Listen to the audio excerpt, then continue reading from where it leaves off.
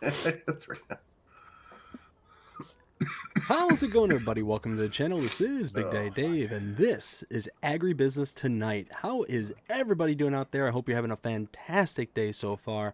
We have got a bunch of stuff going on in the chat already, and oh boy, let's go ahead and get caught up with that real quick. So, of course, the man, the myth, the legend, Jonah, he is Mess 'em up. already in the chat. All right. Very first one All right. I'm saying gonna go ahead first. and It's start my stream over like he here. takes pride in getting to the first part of the I will chat. be right back.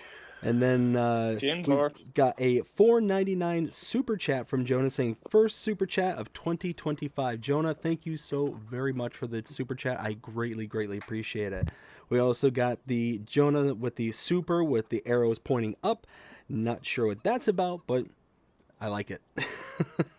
Jonah with a $1.99 super chat saying, sorry, whiskey, LOL, with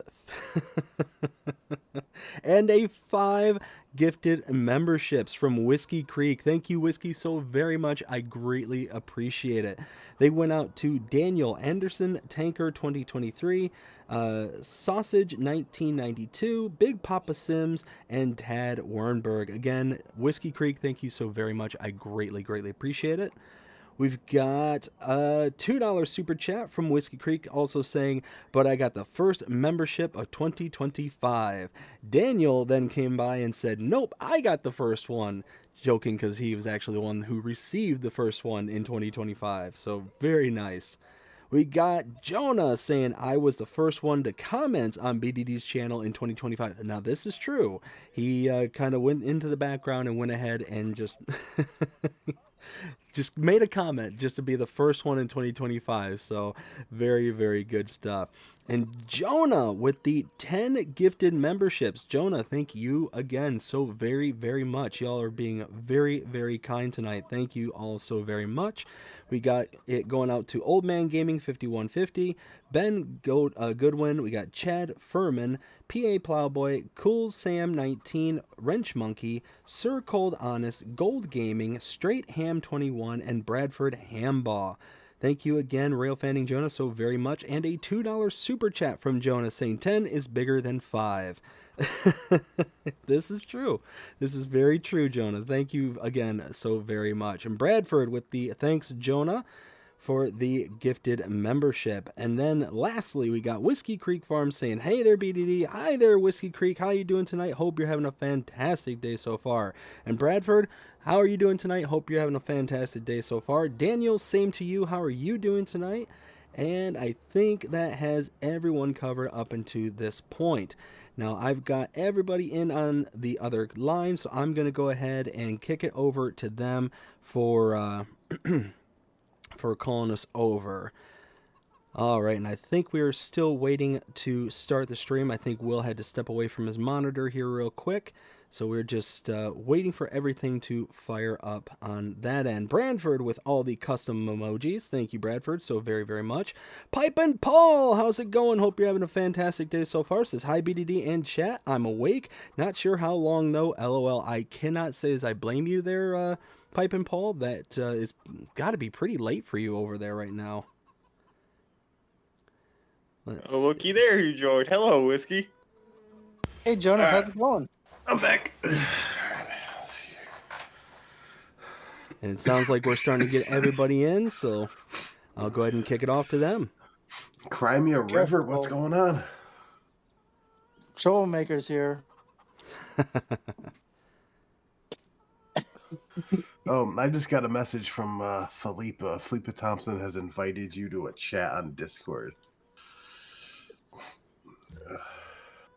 I mean, it's one of those you could probably. I sent her a link to the stream, to the chat. Working. So yeah, I don't know. It's not working. Yeah, I was gonna say I don't know if I have like permissions to give it to her. So now that she's messaged you, you should be able to friend her and send her the invite.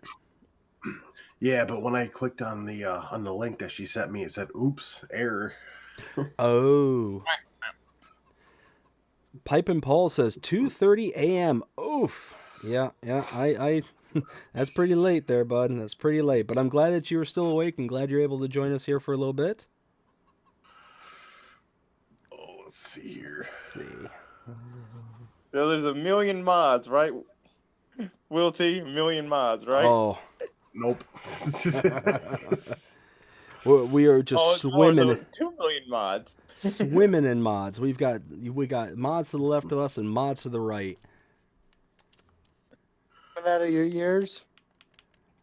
What was that, Whiskey? So you got the mods coming out of your ears left and right. You know what? At this point, I'll take mods coming out of anywhere. So what you're saying is absolutely nothing. You know that what? didn't work. This is Will's show, so I will. I'll let him take the charge on that one. Yeah.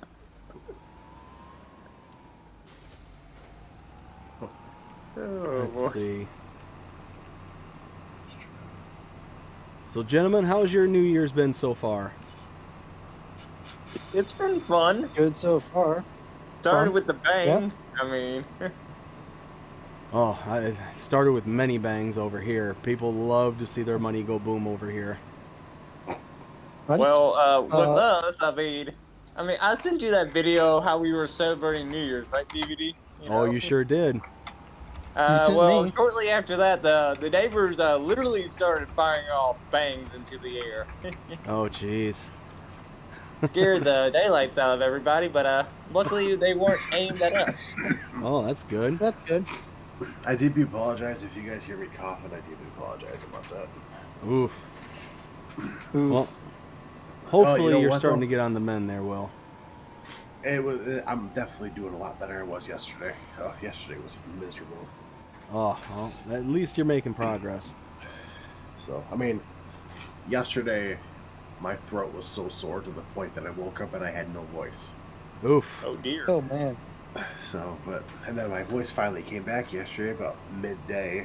So, and then, which it was still really scratchy, and now I can talk perfectly fine. Now at this point, and all it is just cough, which I already took medicine for, and a stuffy nose. So, it's slowly Hey, going Will. away. What's up? One thing I suggest you do is you take a big spoonful of the minced garlic from Costco. But you probably don't have Costco over there. No, I don't think so. Take a big spoonful of mixed garlic straight down the hatch. It's a little strong, but it works. Yeah, I don't think so, man. I'm about to say that sounds like something like you're trying to hurt them. I've done it Yeah, before, we and need Will to be able to be living, not choking. well, it'll make you living for sure. Will make you a little puckery, but it works. I mean, it might be one of those where you might be avoiding a whole strain of vampires for a while. Yeah, that one for sure.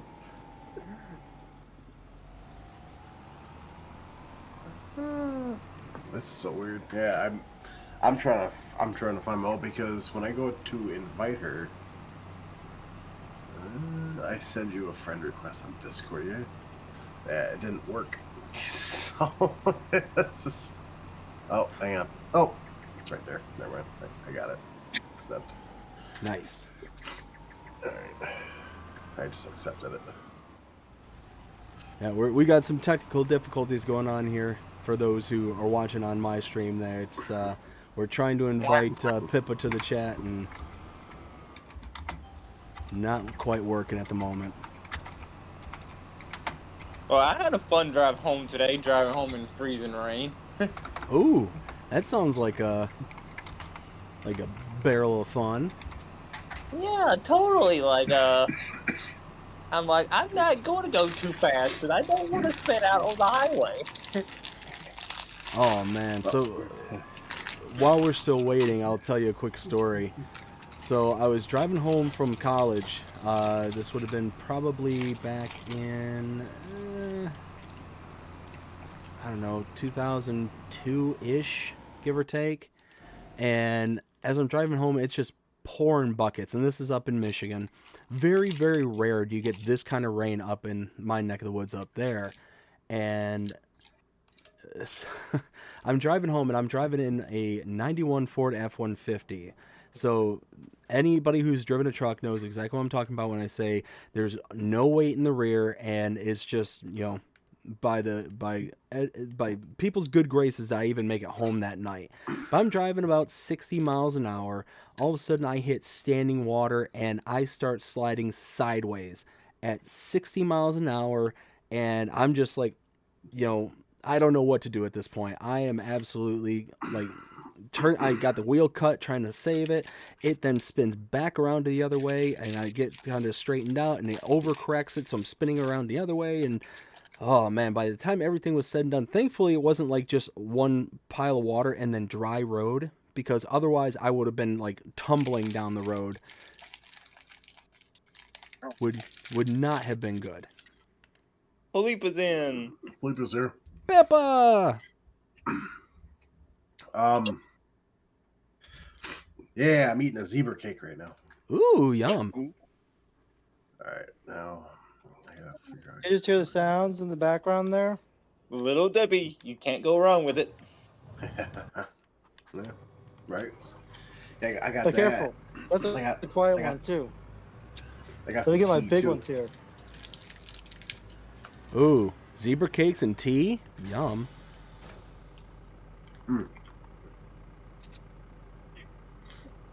It's even better, BDD. You know why? Why is that? Because it's maple herbal tea. Oh, is some of your family farm stuff, or? Mm-hmm. Yep. Oh, nice. I have to get a trash can here. So for those who are not familiar, WillTGaming's parents own a maple farm up in the north there in New York, and I can attest to what I'm about to say here. They've got some of the most delicious maple products I've ever had. Holy smokes. So from his parents' farm, I've had their maple cream, their maple candies, and their maple syrup, and wow. Just, if you're a big maple anything fan, give them a check out. I hate to say it, they're BDD, What's that? but you make my mouth water time. Hate to say it, but you're making my mouth water big time. Oh man, I'm telling you what, like whiskey, seriously, it is. I'm not huge on sweets. I like them every once in a while, but I probably would give myself like the worst case of diabetes if I lived closer to Will. Yeah. Like that, I say that kind of tongue in cheek, but I also kind of say it like in reality because it'd be so hard to have any kind of self-control. Bradford, what's going on, man? Oh, all right. So we're gonna start off with mod. There was only one mod that came out. It was an update. That's for the Seed Hawk back. All right, now everyone brace yourself. The deluge, the dam is about to burst when it comes to mods. Are you ready for this? We're going to be here for hours on mods alone. No, we're not. We're only gonna be here for not even 5 minutes. No, there was only Next one update week, that came we'll out. be here for about a couple hours. See, I feel like Monday we're gonna get a whole bunch of mods. See, I have a Yeah. feeling you're right about that. Once the Giants get back in the office, it's gonna be the dam's gonna collapse. See, not to change the subject, nothing, but I got this can of seltzer water, and I tried to open it. It's bent on the on the top side, on the right side of the can. I just tried to open it, and like the part that wants to open didn't want to open, so there's like a little hole. I'm trying to drink it out. Oh no! Wah, wah. So is it like, can you take like a butter knife or something and try and open it up further? Or? No, because I feel like if I do that, I'm gonna cut myself. You know what? You've been sick for the past few days. I don't think that'd be recommended. No, that's all. It's all right. Hey, you know what? I just Easy. squeezed the can. It came out, so we're good. Yes, Bree to open it for you. Easy there, Will. You just ask Bree to open it and ask her not to scare you in the process. No, she's in bed. She starts her new job tomorrow. She has to be up by 4 o'clock in the morning. Ooh. Boy. Yikes. And I thought I had it bad about being up at 7 in the morning. So, yeah. So the very first mod though, like I said, it was just to change like fixed bridge crossing collision issue with track option. Fixed to reduce skipping Losing logs. issues in rough terrain, sound volume tweaks. I mean, nothing really major, but No, so I kind of rendered my opinion on this particular mod in the last, not the last stream, but I think it was a stream before that, when it was new to us. And it's an awesome mod. It's absolutely cool, but completely impractical for any of the maps that we have, with the exception of New Frontier. right. I feel like it probably would have been better for BC Bueller to have focused on other mods than this one, to push those ones out that would be more useful and more practical to us as a community. But, I mean, you know, who am I to sit there and say, hey, you should do whatever? You do you. Right, exactly. To each their own. Right. All right. Well, since the mods are out of the way, I guess we're heading on to news now. Oh, man, did that couple hours go by that fast already? Wow, that was fast. Whew. Wow. It's- I swore It we must have been just 24 started. hours. That's a lot of mods. Let's see here. Bradford Yeah. says use a spoon to press the tab down, and use the spoon handle to pry it the rest of the way. Oh, yeah, there you go. That's very interesting. I don't know. Like a 99. I've had a rough week, man. The Cutting- last one I do is cut my finger. Oh, jeez. No, Well, if you cut your Dear. finger, just put a Band-Aid on it. Yeah, right. Just add another thing to the week there, Jonah. Just a little side note. Have you all heard of the little hack you can do with aluminum cans? Yeah, Like, it's where you what? Take an puncture onion the side card, of it and then open it up and drink it. Take the lid off. No, I'm not talking about shotgunning them. You mean recycling and put little rocks in them? No, what? No. No, so I was pretty, you know what, I'll give it to you. I was very vague as to what I was trying to allude to. No, so there's a way to open your can. So you know how you just pull the tab and it opens the lip portion of it and you can drink it like normal? Well, apparently if you take the top and spin it around a complete 180 degrees, it makes a small hole and you bend the tab forward. So it's drink kind the of straw. up in the air, and you put a straw in the hole. So it just opens just a small hole rather than the big hole for the mouth. And then the tab actually like pins it in place. Yep. Believe it or not, I've been doing that for a while, and I've that on my current drink right now. Yeah. See? The more you know. Anyways, Or you. Oh man. All I right. think someone's got my favorite harvester. what's that, Peppa? Well, Someone's got one of them. One of you fellas playing. You got one of my favorite harvesters. Are you watching whose stream? You and BBD. Oh. You and WillT. Oh, gotcha. So it's probably my stream, the Kloss Harvester. yeah, I got the news up right now. So. Gotcha. Speaking of news, though, there was a lot of news, though. Yeah, there was. A lot of news. We're gonna be here for a while. Probably. So the most recent one, which I actually just posted an hour ago, was actually from AgriBusiness. It says, "Hello, everybody. First of all, I wanted to wish everyone, happy 2025. I can't believe it's 2025 already. Happy Right? New Are you Year's, sure? everybody. I think it's Already. 2030 at this point.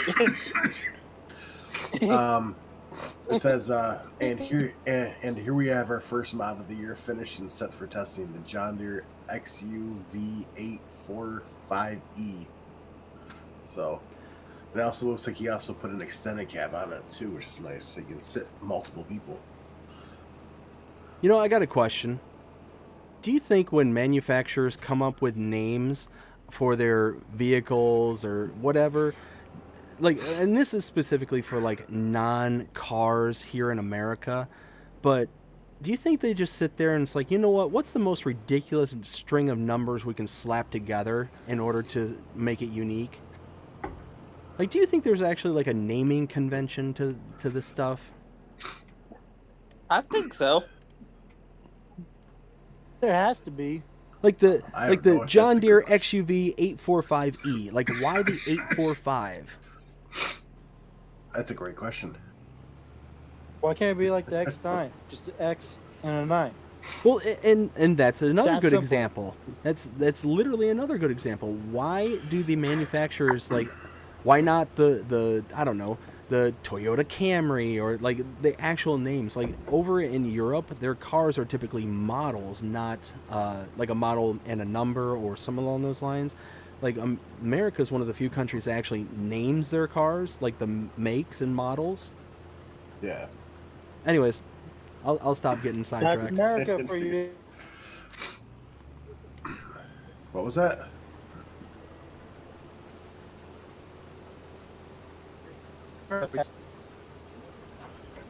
He's cutting out. Luke, you're going robot again.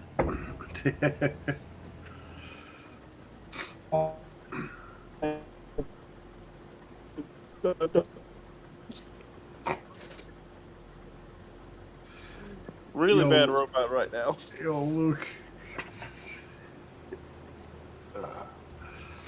What I gotta say. But anyways, Yeah. going back to the XUV, the John Deere XUV 845E, it's one of those where it's again one of those mods that has a very specific purpose to it, like very purpose driven. Like I don't see too many people on Big Flats, Texas, going out and getting themselves the XUV because really the only thing you're going to use it for is in very tight spaces on farms, or you're going to be using it as kind of like your travel buddy kind of thing. But I don't know. I personally don't see like too much purpose, too much use for it. But maybe I'm the oddball out. What do you all think? I mean, I always have one on my farm just in case I need to like run a thing of seed or fertilizer down to the next field that's close by. Yeah, but then why wouldn't you have like a seed tender or something like that, you know? I agree with BBD. Well, like let's just say if you're starting out and you're starting out small and you can't afford a seed tender, but you can afford one of those. True. Maybe. Well, it also says down here, it says also an update on the pickup trucks. Many are asking if I will bring them to FS25, and yes, I will be bringing them. But for now, I am working on a new project for you. So it looks like his Chevy and Ford Lizards are coming back. Nice. Oh, I love those. Those are some of my favorite mods. Excuse me. All right, now I don't know if these are all going to be going in order or not. Let's see here. All right, so 12 hours ago, the next one we have news from Lancey Boy.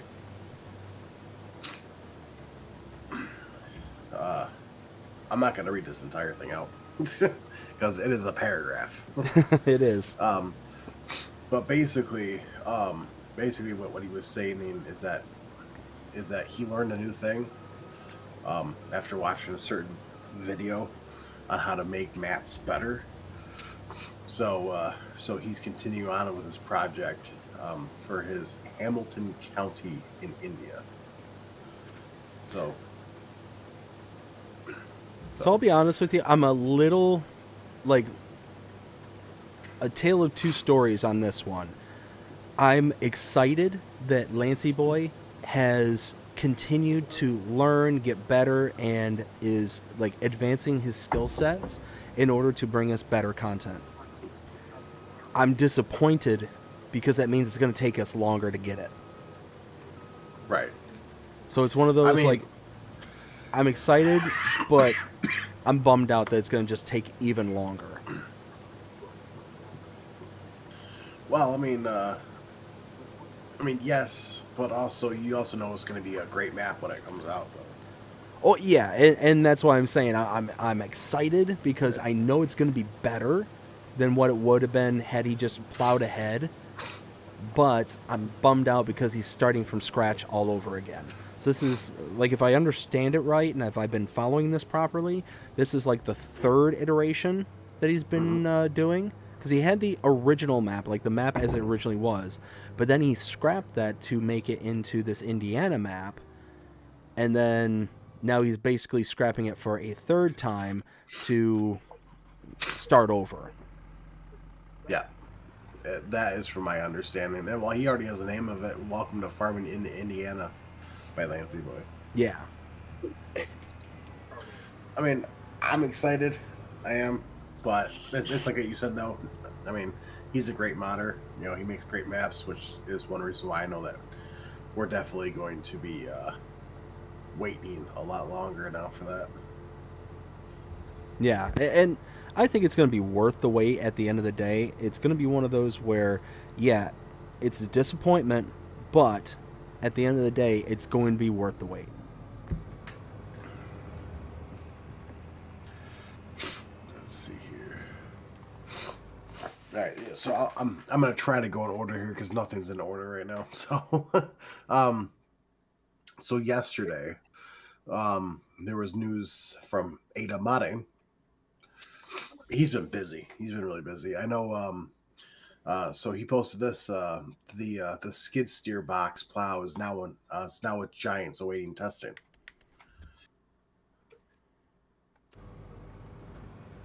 Yeah, so I saw that one, and basically looks like a push shovel for a skid steer. Which, I mean, if I'm understanding it right, it looks. I mean, it's going to have its function, but again, one of those very kind of particular, purpose-driven kind of things. So, you know, it's going to have its fans, and it's going to have its, like, okay, it's there. I mean, I personally am excited because around here they use these a lot around here. Oh, really? Yeah. Oh boy. Well, I guess that would make sense because, I mean, they show it with it pushing snow around. So it would make sense to, you know, being up north. Yeah. So I personally am excited for it.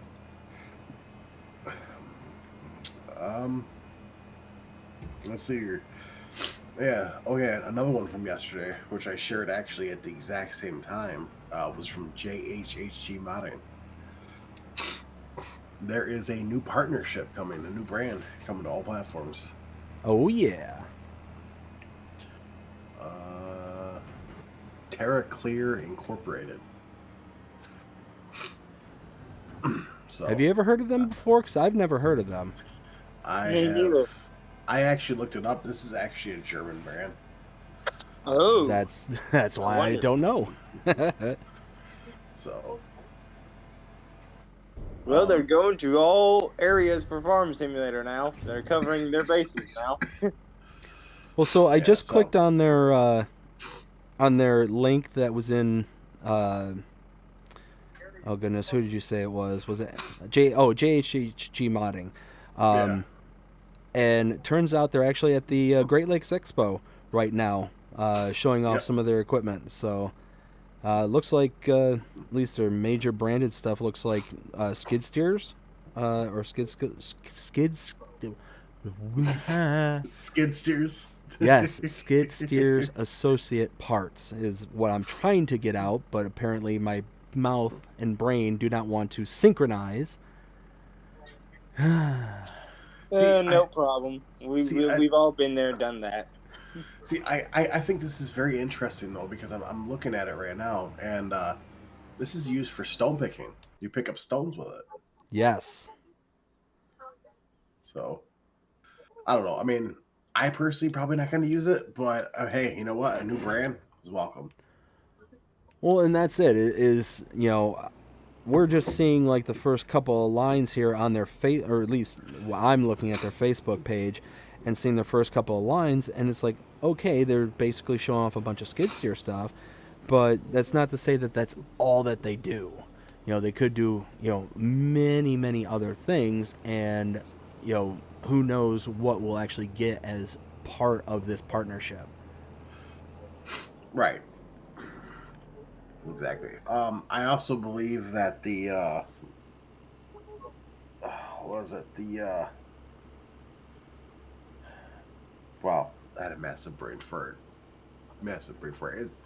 It was like the Teagle something. It came as a partnership between the brand Sid Modding and JAHG Modding.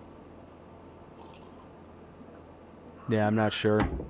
I think it's Teagle. I think it was the brand Teagle. Yeah, because they came out with 5 mods for them. I believe they're coming back. Oh, was that like bale shredder / lime maker / like the thing with the big like dumper in the top?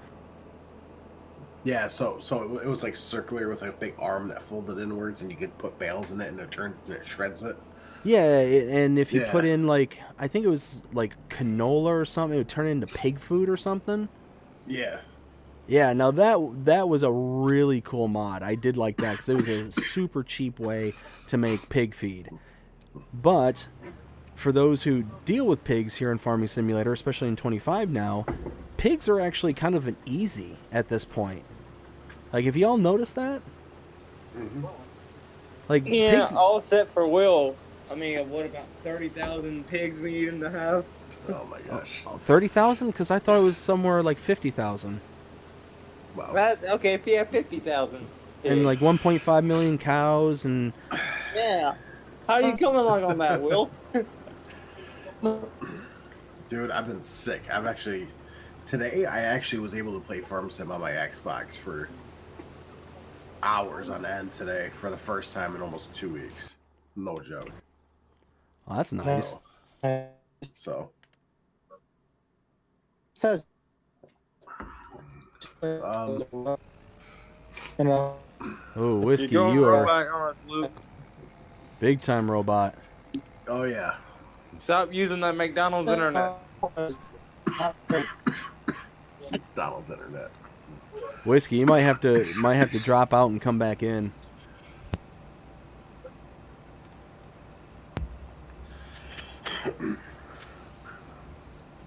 Will, are you still alive over there? Yeah, I'm still good. Yeah, I just mute my mic whenever I have to cough a lot, just so you guys won't have to hear it. Oh man. Siri, Just holler. I mean, I'm closest to you. If you need something, I'll come up there and help you. Yeah, I can make it in a couple hours. You know, Will, if you're having a medical emergency or anything like that, just let Jonah know. He'll be over there in about 13 hours. Yeah, I'll be dead. Let's see here. So, January 1st, there was news actually from Farming Simulator, which you know, every year they always put out a post saying Happy New Year. Which, if you played the game exactly at midnight, there were actually fireworks that went off in the game. Really? Yeah. I didn't know that. Yeah.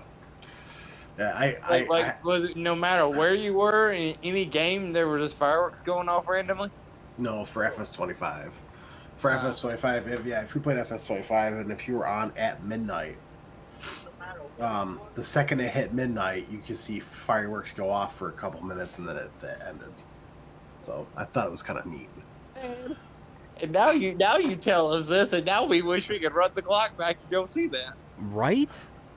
Well, I mean, to be fair, I didn't know because I had my game running, and then I heard a noise, and I ended up going back over to TV, and I saw the fireworks going off. I'm like, oh. Wait. Are you sitting here telling us that the FS Encyclopedia has missing pages? There are some things I don't know. No. Oh, no. What kind of world do we live in? Like, we need to find those pages and replace them. We gotta get him complete. He's gotta know everything. I'm trying Trust to me. remember the game from way back in the day. I think it was called Myst. It was like a very old computer game, like back when computers were really just starting to become like personal devices kind of thing.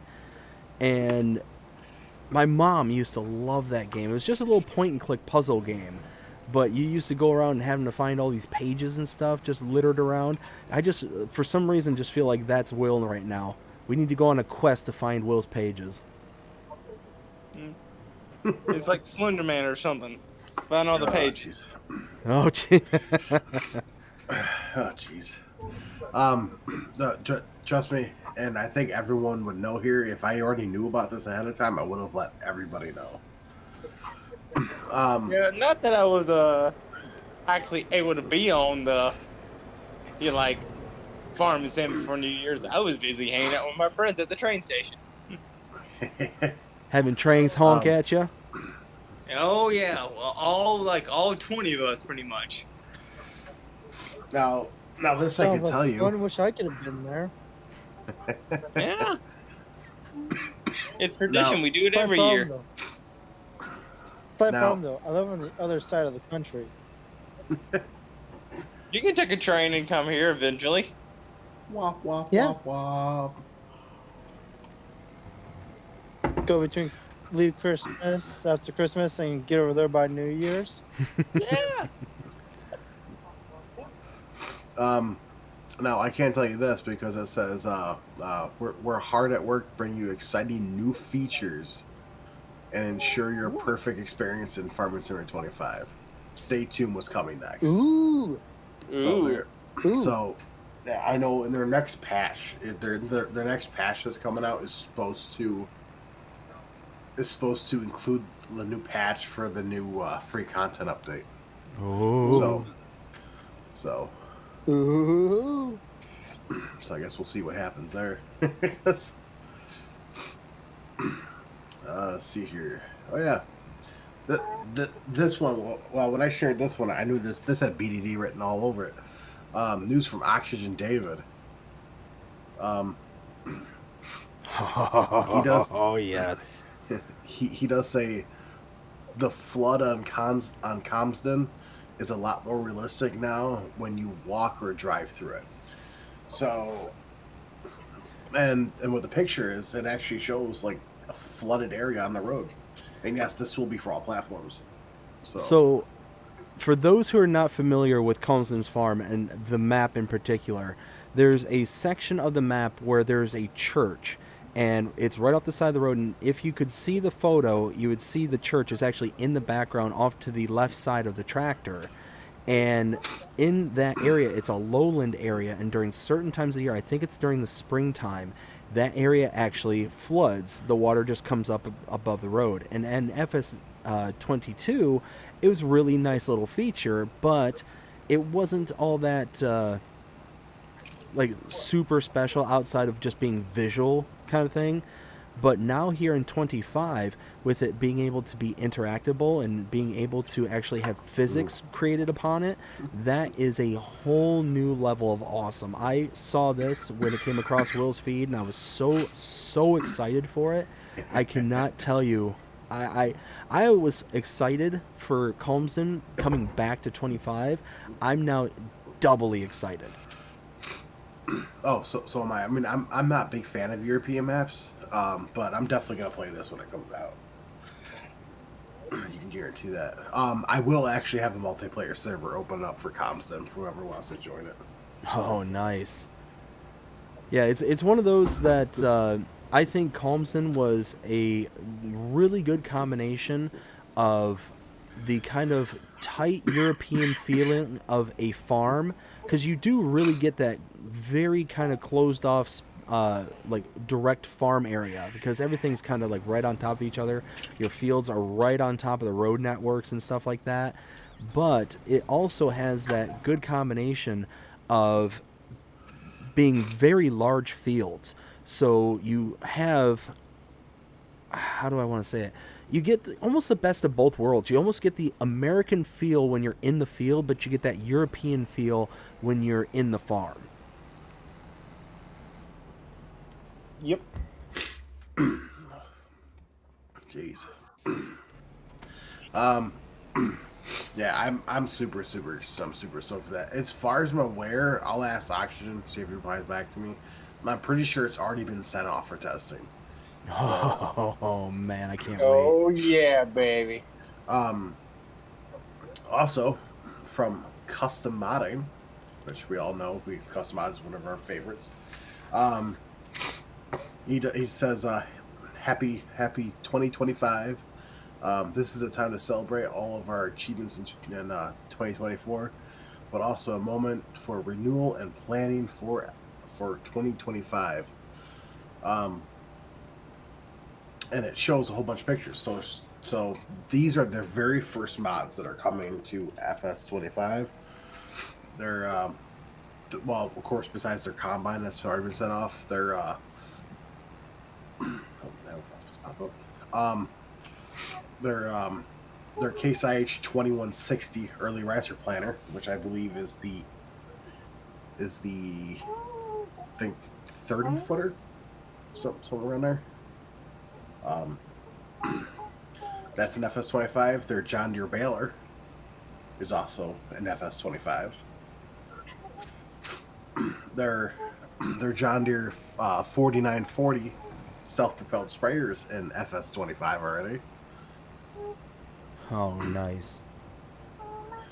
And also their Case IH AF11 custom modding edition. So, I don't know if any of these have been sent off yet or not. So, Will was saying, like, anytime that custom modding comes up, we ought to be very excited because they make some amazing mods for the community. And every single one of these... What was that? I said they do. I love their mods. They're my favorite. They're fantastic. They make amazing models. They have all the key details that are just special, absolutely special. The early riser planter, that one there is an amazing planter, highly detailed. You see all the little grommets and bustles and all this little, like, everything kind of jitters around, moves and shakes, does its own thing. The little round baler, you know, hey, that's great. It's a John Deere round baler. Why not? The John Deere sprayer, that thing is just an absolute mwah, chef's kiss. Love that thing. Every time that it's come out, I think it's come out since FS19 as far as I'm aware. It's just been an absolute welcome addition every single time it's available to us because it's got the dry box, it's got the actual wet sprayer that you can attach to it. It's separate attachments. It's a higher rate of speed and application. Love it. Mwah, chef's kiss, like I said. And then who doesn't like a nice little case harvester? Who doesn't? I love me some Case. Mm-hmm. So I'm very excited. It will. So, Not Will. Jonah. Yes. Especially to decorate houses, right? Where Jonah? Thanks, buddy. Thanks for reminding me. Decorating tractor. No problem. Will, you mind if I catch up with my chat real quick? Yeah. All right. So real quick here, we got Bradford. All right. We got Bradford saying several different hacks. We got Luke Marshall. How's it going? Hope you're having a fantastic day so far. Says hello, Dave and chat. Let's see. We got Pipe and Paul saying hi to Luke. Luke saying, how's everyone doing? Doing fantastic, bud. Hope you're having a fantastic day so far. Bradford says X equals experimental, U equals utility, V equals vehicle. Yes. So I'm aware of like the XUV, but I'm talking more specifically. So this is going back to the whole, you know, why the way things are named kind of thing. No, I get like the XUV and stuff. That makes sense. It's like the numbers. Like if you look at like a BMW, like BMW Model 3 or the Model 5 or the like, come on, let's get a little bit more creative here, you know, or the I'm trying to think of some other good examples, and you see it more prominent in like European like vehicles and stuff like cars, where they're just named after vehicle numbers and not having a name associated to it. So that's essentially what I was commenting on is, you know, why the whole numbering system. You pretty much look at any American car, it's got, instead of a model number or a make number, it's got an actual name. You know, looking at you know, like the Subaru line, you've got Forester, you've got Impreza, you got like so on and so forth. Like you got all these specific names, and I know that's a Japanese brand that I named, but that's still my point. Let's see. We got Bradford also saying numbers are usually. See, more examples. I should just keep reading until stop making comments. You should know that by now. Just keep reading. You'll just- find the answer. Just keep reading. Bradford says numbers are usually the drive wheels or weight capacity. That I did not know. Bradford also says the last letters denotes extra features. Okay. Joseph, how's it going? Hope you're having a fantastic day so far. Says howdy. Howdy, Joseph. Pipe and Paul says hi. Taco de Groot, how's it going? Hope you're having a fantastic day so far. Says good evening all for everyone. A happy new year. Happy new year to you and all. We got Whiskey Creek saying BDD is going to check up on the chat in a little bit. Thank you, Whiskey. I appreciate that. And then Taco says, Big Daddy, how many mods you are running right now? I got my fair share. I think I got like 60-ish, give or take. And that is the last one for right now. So, Will, I hand it back over to you. All right, perfect. Wait a second there, BDD. Uh-oh. Did you say Don't you start with the 1, 2, zero 3. mods? Yeah, like I think I got like 60, 61 mods right now installed. I got 97 on my Xbox. Oof. Gee. You got room for other games on there, Will? Well, I mean, I already have the games I want installed, so. Farm Sim, and more Farm Sim? So I have FS25, FS22, I have Halo, and 2 Call of Duty games. Okay. Let's see. I was guessing all Farm Sim, you know. Most of it is. All right. Yep. Let's see here. Hey, And- Will, you're not telling us about the fireworks. It's like Futurama not telling us about the first episode that they did in 3D there.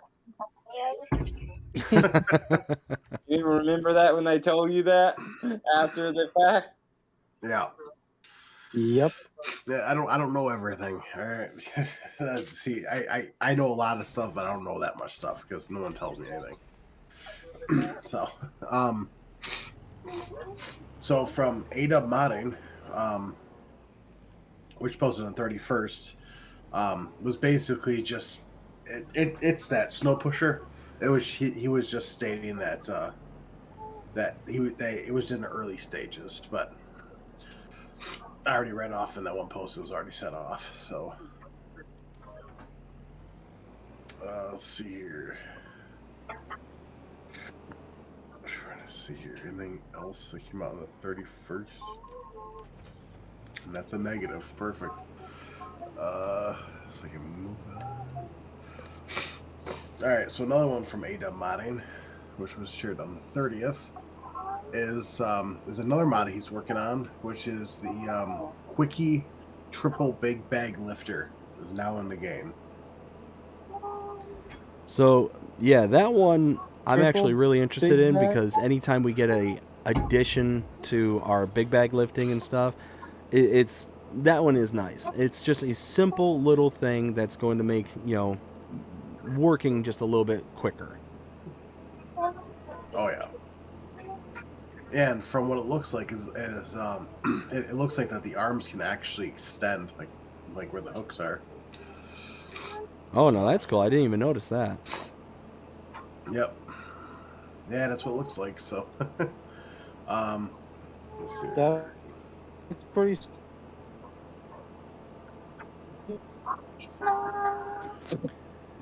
All right, let's see here.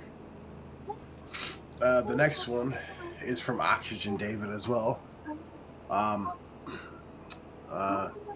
Which basically what it says is that in FS25, the seasons look so much better that I've added more things like puddles when it rains and leaves scattered all around the roads in the autumn,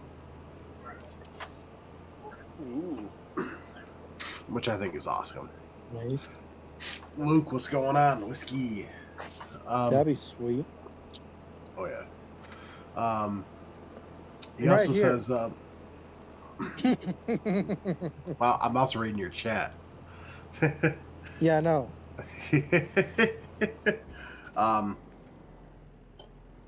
The next thing he says is the mission system on Consdom has also had a complete overhaul with all 30 plus fields having missions on them. I tell you what, every time I hear something new about Colmson's Farm, I get even more and more and more excited. Jasper, what's going on? How you doing? Jasper. Yo, BD, so like what? So what's your opinion on adding puddles when it rains and leaves scattered all over the roads? Oh man, so my opinion, this might be a little controversial. Brace yourselves, you know, cover your ears if you're a little sensitive. If you got small children in the room, send them away. I love it.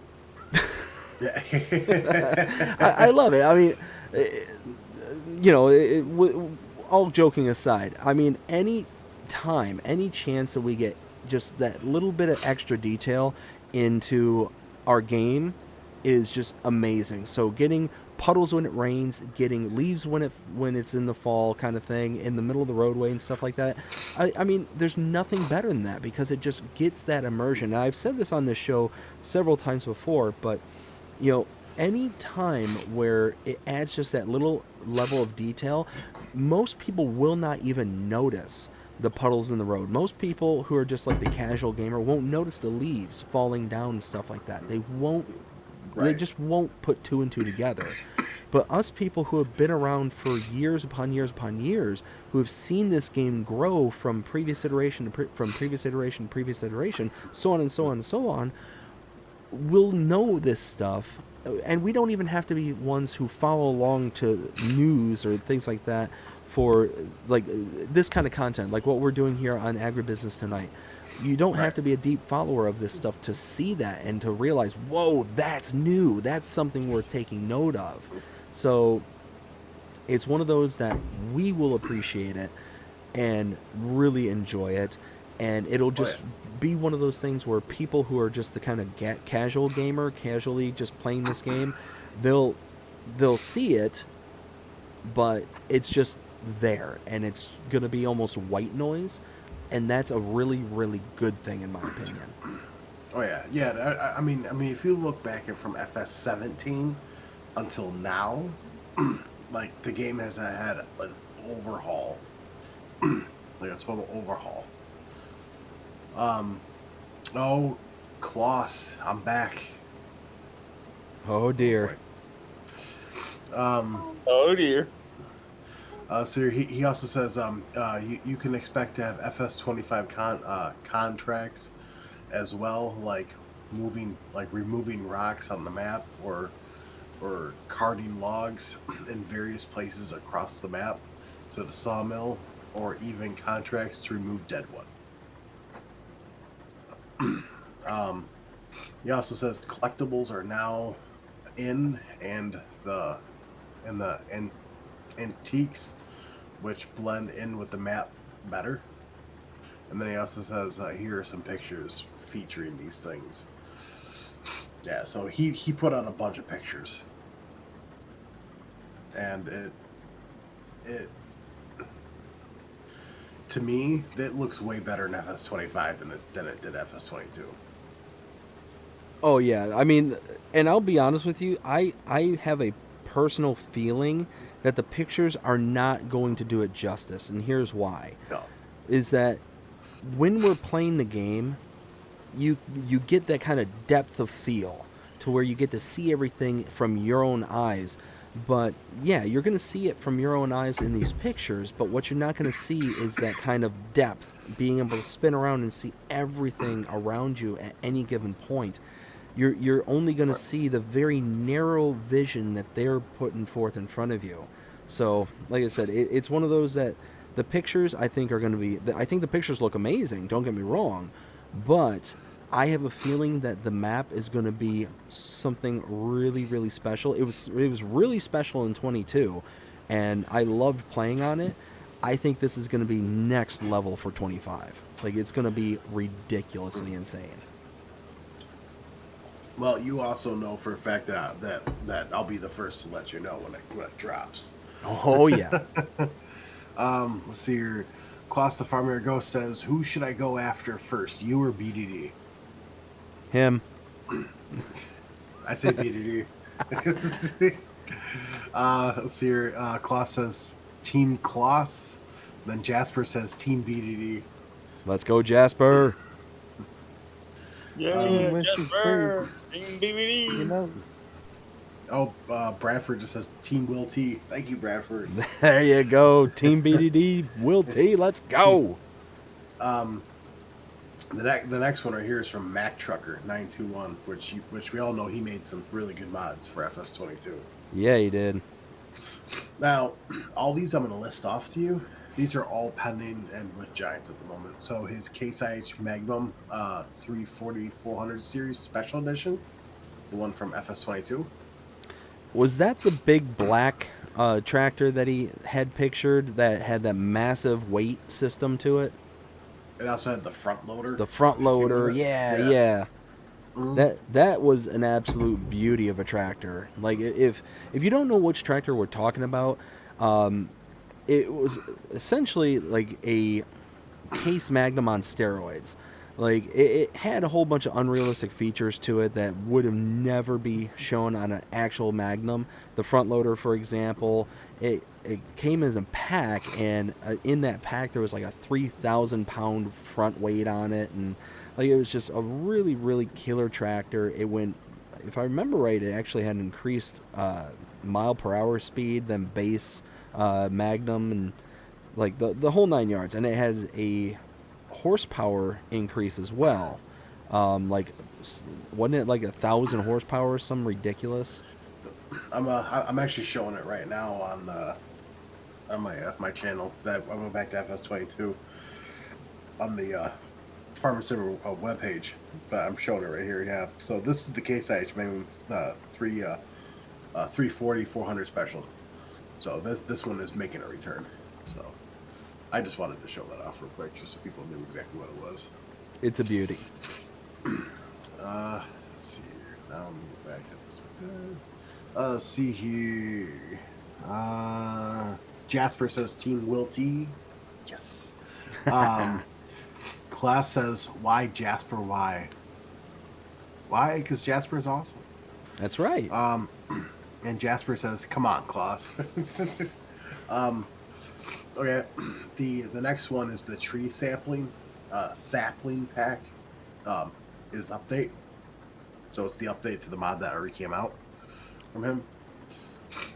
Which by itself is an awesome mod for anybody who likes to plant trees. It's an amazing one, because normally in base game you only get what, like, I think it's like 20 saplings per container or something. So you're having to get a whole boatload of saplings if you're wanting to do anything more than 20 saplings at a time. It's really, really inconvenient to have to sit there, load, unload, like all this stuff, and it's already a slow process all by itself, like to plant trees. So it's one of those, any kind of life conveniences that can be added to the game like that is always very welcome. Jasper. C-Class, I'm awesome. That's what he just said. Excuse me.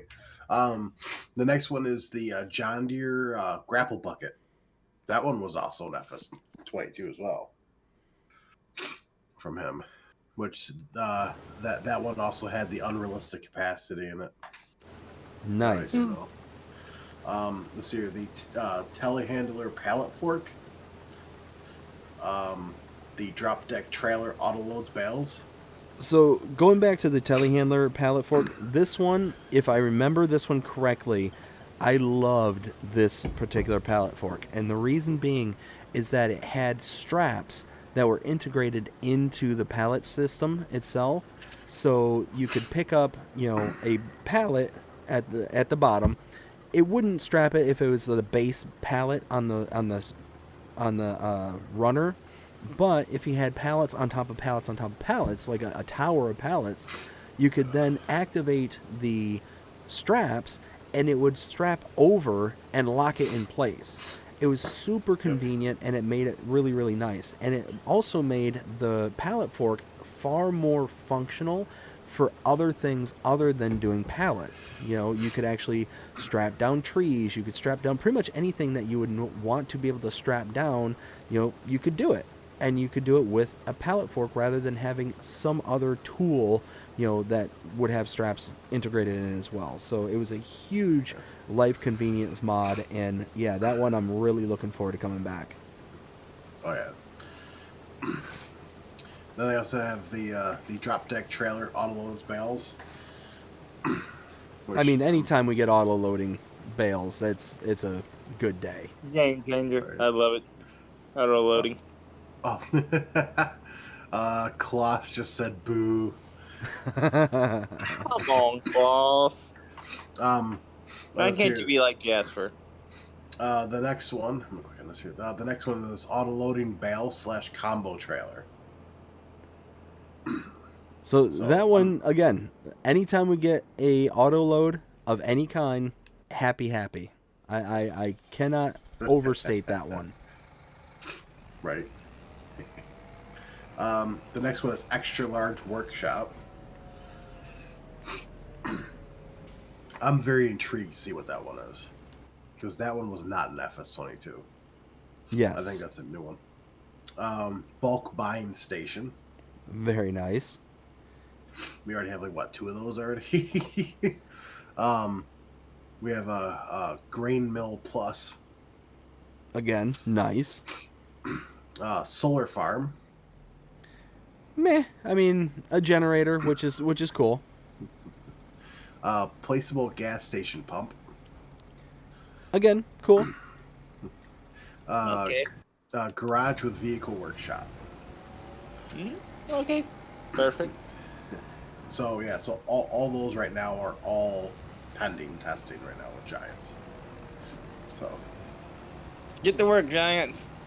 Yeah, right? no, they'll be back. In the You've office had a tomorrow. long enough vacation. We want our mods back. 100%. Oh yeah, so there was also this one right here. New news from Black Sheep Modding. Ooh. I was actually very excited for this. The John Deere 3400 TL telehandler coming soon for all platforms. This has already been sent off for testing. Nice. Yeah, that was like one of their last mods that they released for FS22. Remember? Yep. So, as far as I'm aware, their T-Rex is coming back. Oh, that's the big wood chipper, isn't it? Yeah. It's the one that like deleted the trees as soon as you hit them, basically. Yep. Oh, that one's a beaut. I wish it was a little bit more reasonable on the price, but functionality was absolutely spot on. Now I do see someone who asked, and those spreaders, they're lizard. It was a 3-pack. It was the 15 meter, 18 meter, and 22 meter. Remember those? It was the orange and black ones with like the blue spread booms. Yes. Yep. I did reach out to Black Sheep Modding, which I hope this answers this person's question. That will be coming back as well. Nice. I don't know when, but it will be. Let's see here. Just making sure I'm not missing nothing. Okay, cool, I'm not. Let's see here.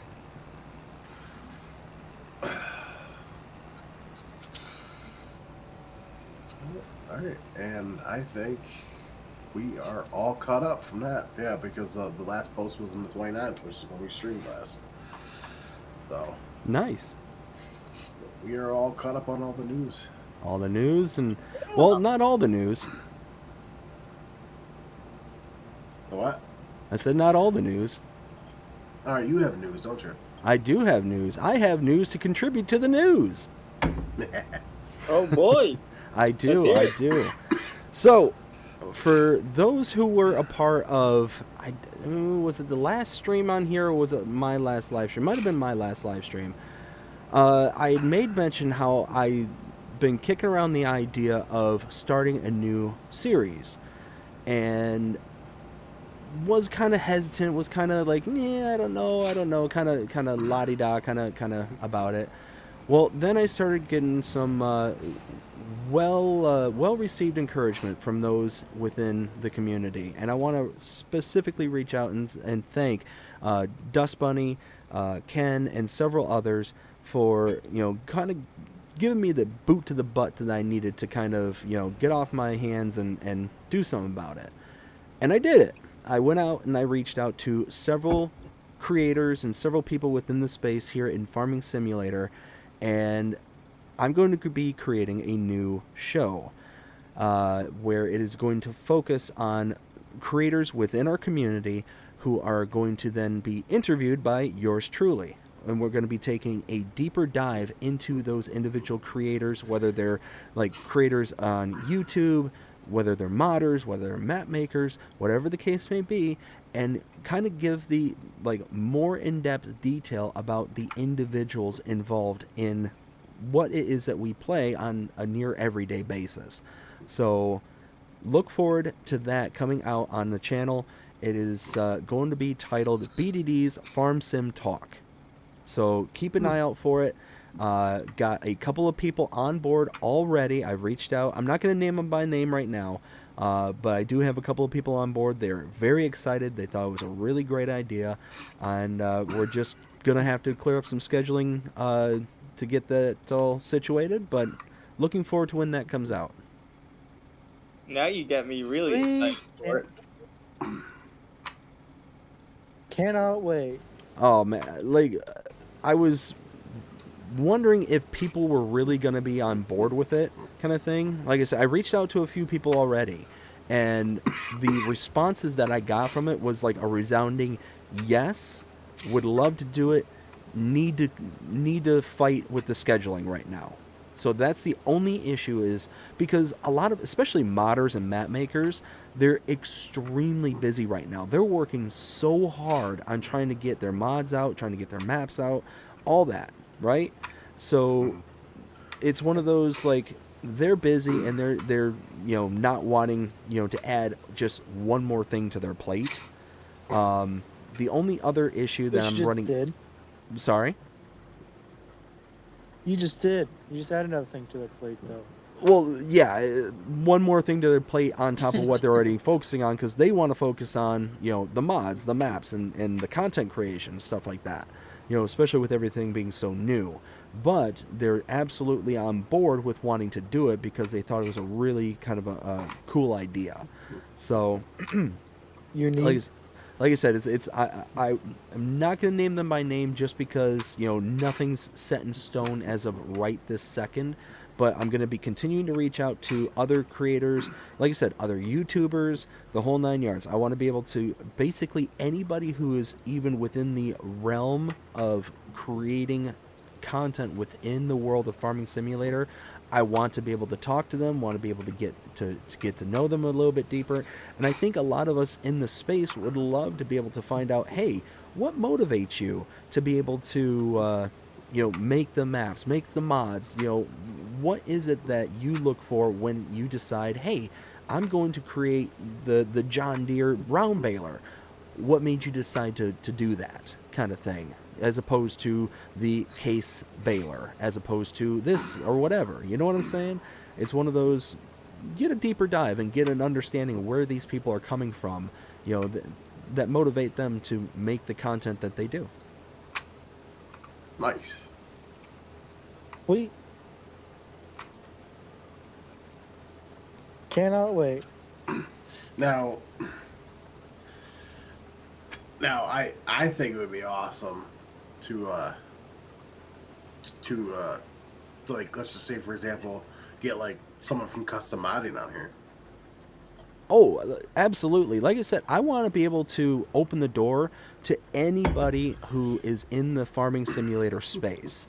You know, whether it's, you know, individual modders from custom modding, whether it's YouTubers like you know, like a Driver 53, Okay. like WillTGaming, like, you know, anybody who makes content. I want to be able to sit down with them and do a deep dive into them personally, and kind of give everybody the kind of insider information as to what it is that motivates them, what they have in store for us, you know, any kind of information they want to divulge for the community, and so on and so forth. And I think that's going to be a really fun time to get to know these people on a deeper level. Because to kind of tell you all what kind of motivated me personally to want to do this is, honestly, That's Lancy fun. Boy.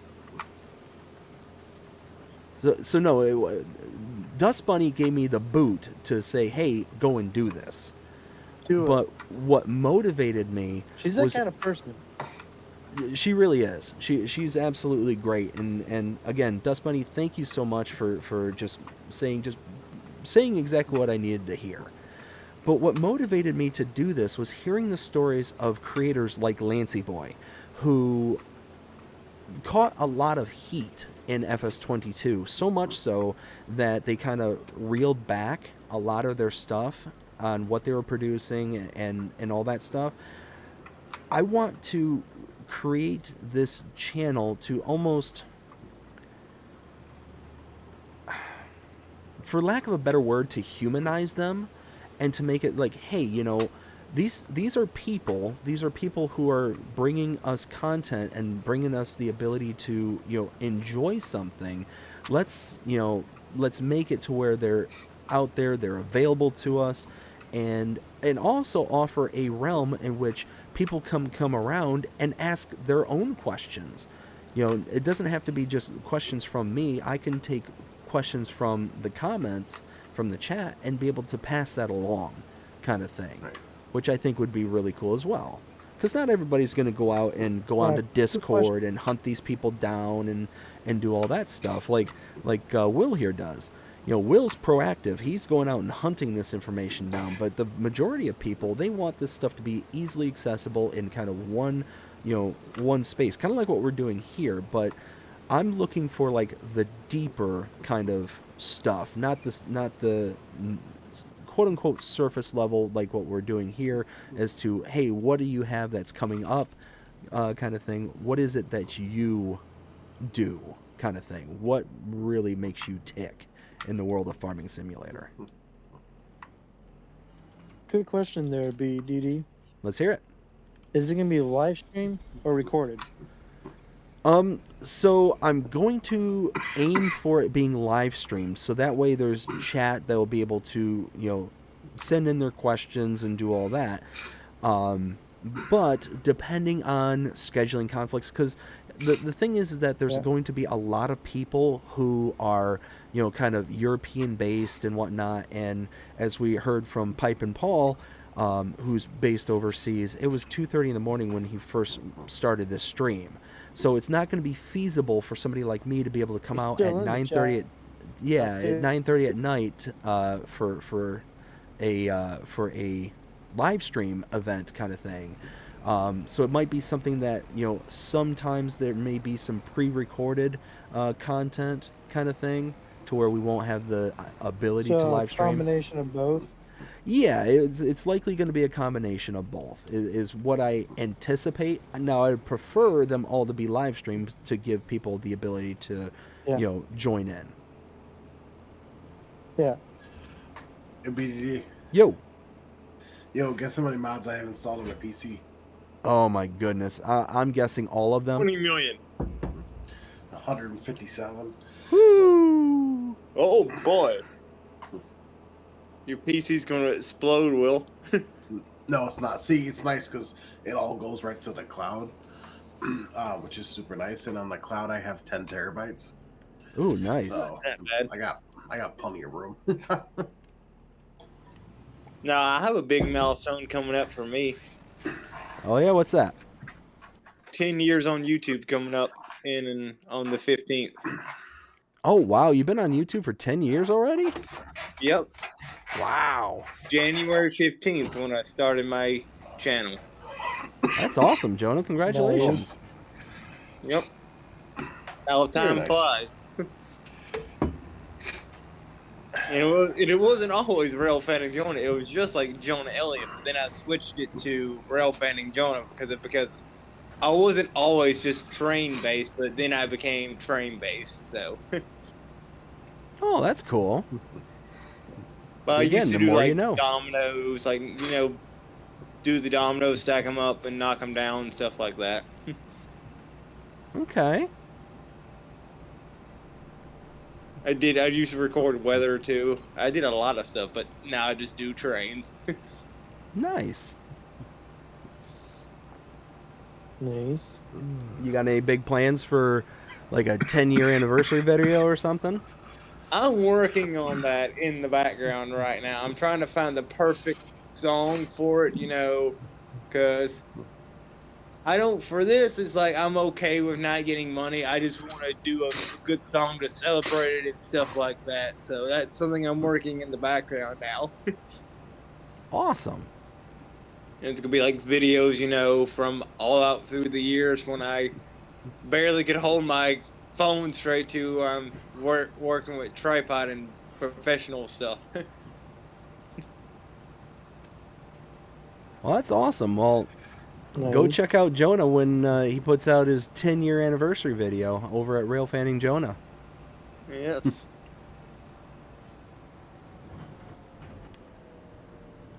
Let's see.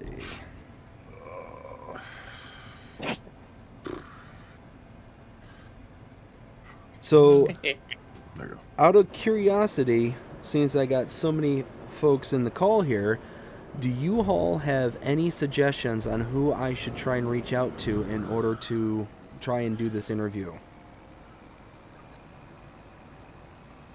Farmer Cop.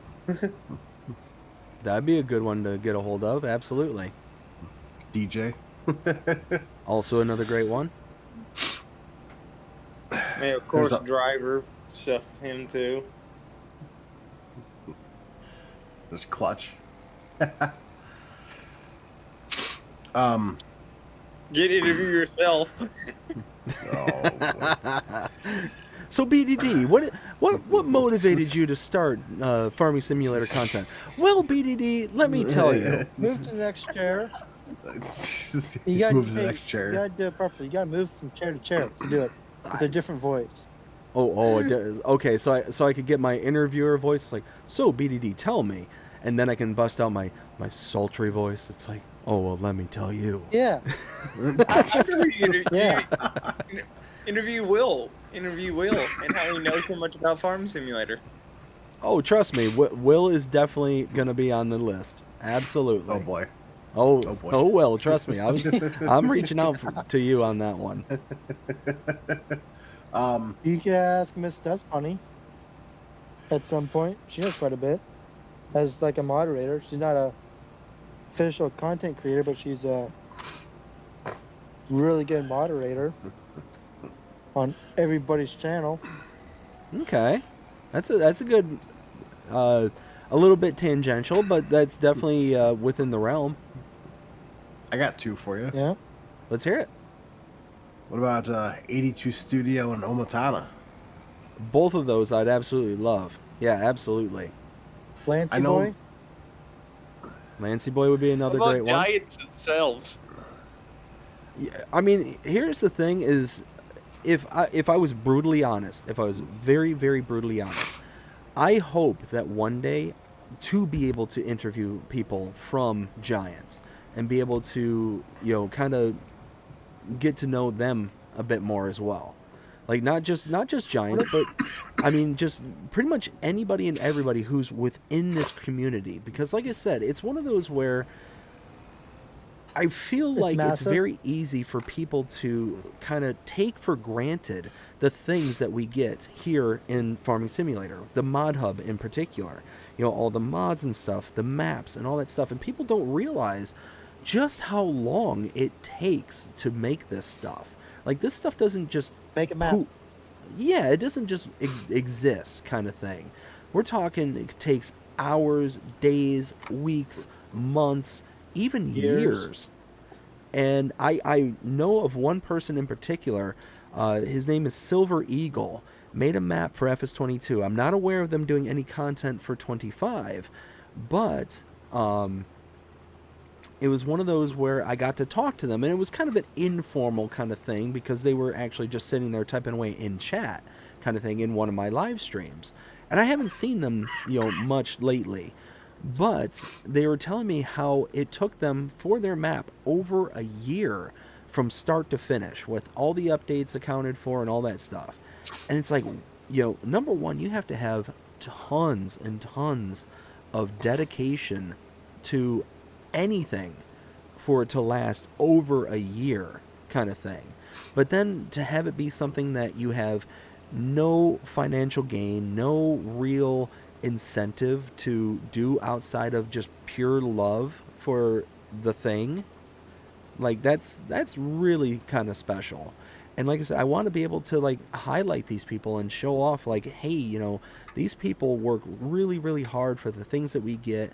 And what I'm hoping is that it creates a platform, kind of two things. Number one, creates a platform where we can all get a kind of a deeper appreciation for these people. But two, to be able to show like, hey, for anybody who's legitimately going out there and saying the mean negative things about these creators or about the manufacturer giants, you know, things like that, it's like, maybe hold your tongue for 2 seconds and realize that, hey, these are actual people that you're going after kind of thing, and try and have at least a little bit of understanding that you're getting this thing for free, you know, for the most part. Maybe you ought to just kind of reel in your criticisms and make sure that they're at least grounded in some sense of, you know, reality, or some sense of, you know, something to actually have grievance over. Oh, yeah. You know what I mean? I do. And I think a lot of us who are familiar with like the Lancy Boy story, kind of will understand what I'm saying when I'm talking about this kind of stuff. Because, I mean, he caught so much heat that it ended up being like this huge to-do, and he pulled pretty much everything from the mod hub as a result of all the kind of backlash that he got. You know, unjustifiably, if you ask me. Yeah. So my hope is, you know, one day to be able to interview Lancy Boy and say, you know, what if you had this people in front of you, what would you say to them that would kind of, you know, hopefully kind of make the case as to why they ought to just kind of reel it back in and, you know, kind of give you some room kind of thing to do what it is that you need to do. What would you say to them if you had the ability to? And if he had something to say, then great. If he didn't want to address it, then that's also great. You ask the question, go, hey, you can either answer it or not. It's your choice. Well, and Right. that's it. Is that they'll always have the option to say, no, I that's not something I want to dive into, or anything like that, you know. And as the, you know, hopefully as the show grows and gets more and more stuff, hopefully then it will be a more kind of streamlined process.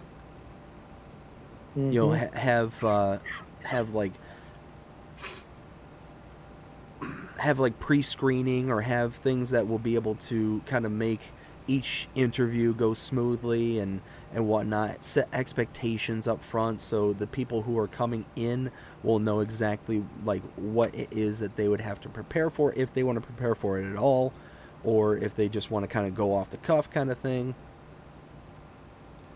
Because right now, the way it would be set up for like the first show, it'd be, me coming up with as many questions as I could come up with and trying to integrate as many questions as I could possibly integrate into from the chat kind of thing.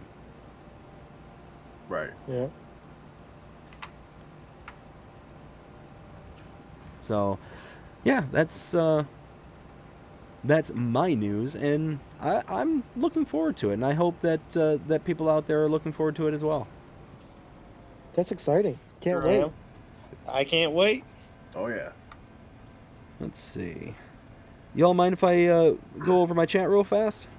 Go right ahead. Go Let's ahead. Yes, I see. do, man. Go ahead. Come on now, Whiskey. What is going on with... Oh. I apologize, but for some reason my computer is having an absolute fit right now. Lovely. Let's just... You know what? Let's just restart it.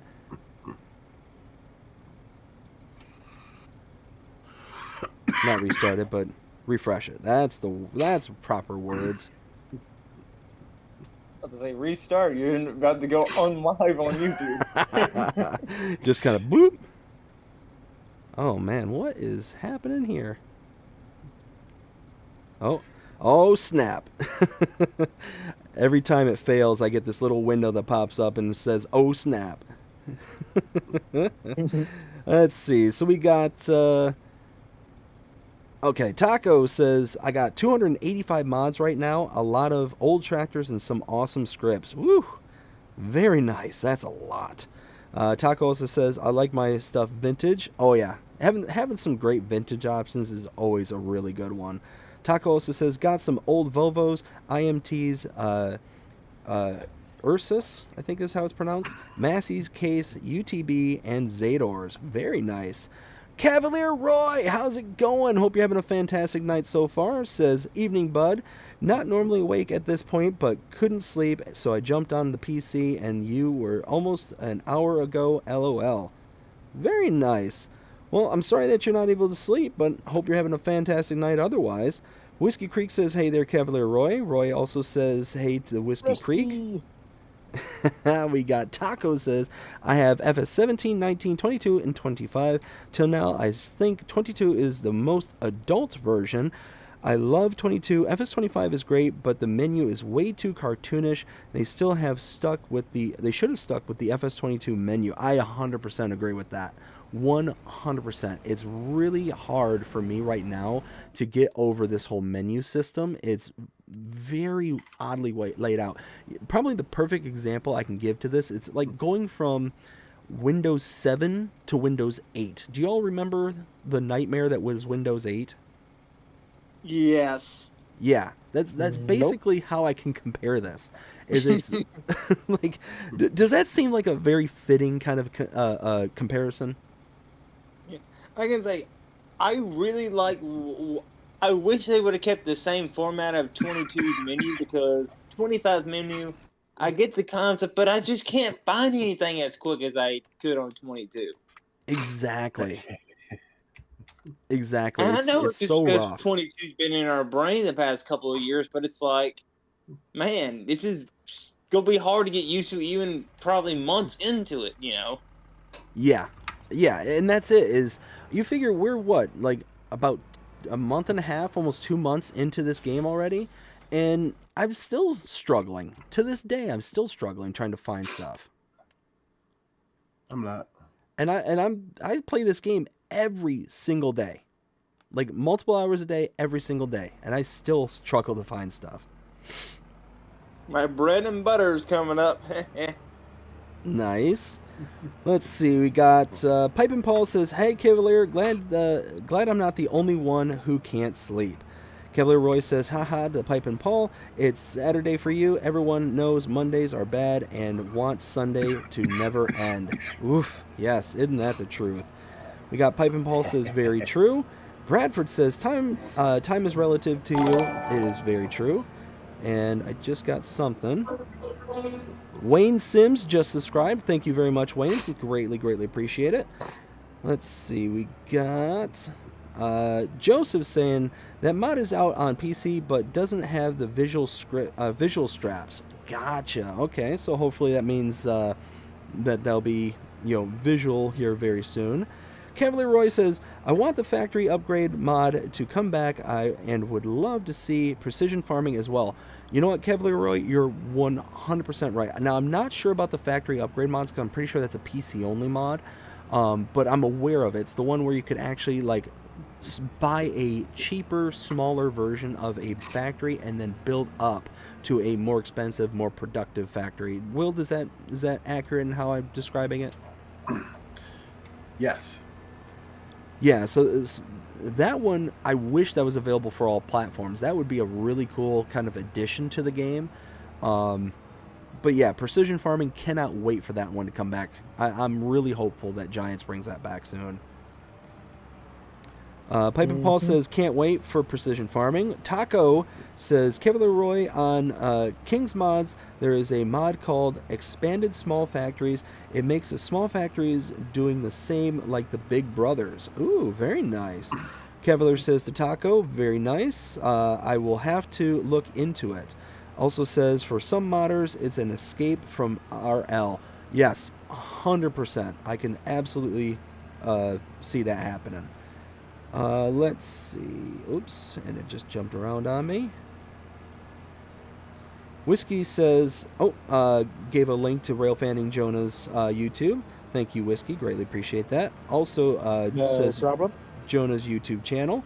Rusty Money Gaming. How's it going, Rusty? Hope you're having a fantastic day so far. Says, this has been a great chat, BDD. Been lurking and building a testing hill on Hutan Pantai. Very nice. Rusty also says, Silver Eagle is part of the Shanty Boys Maps creation, a great friend of mine.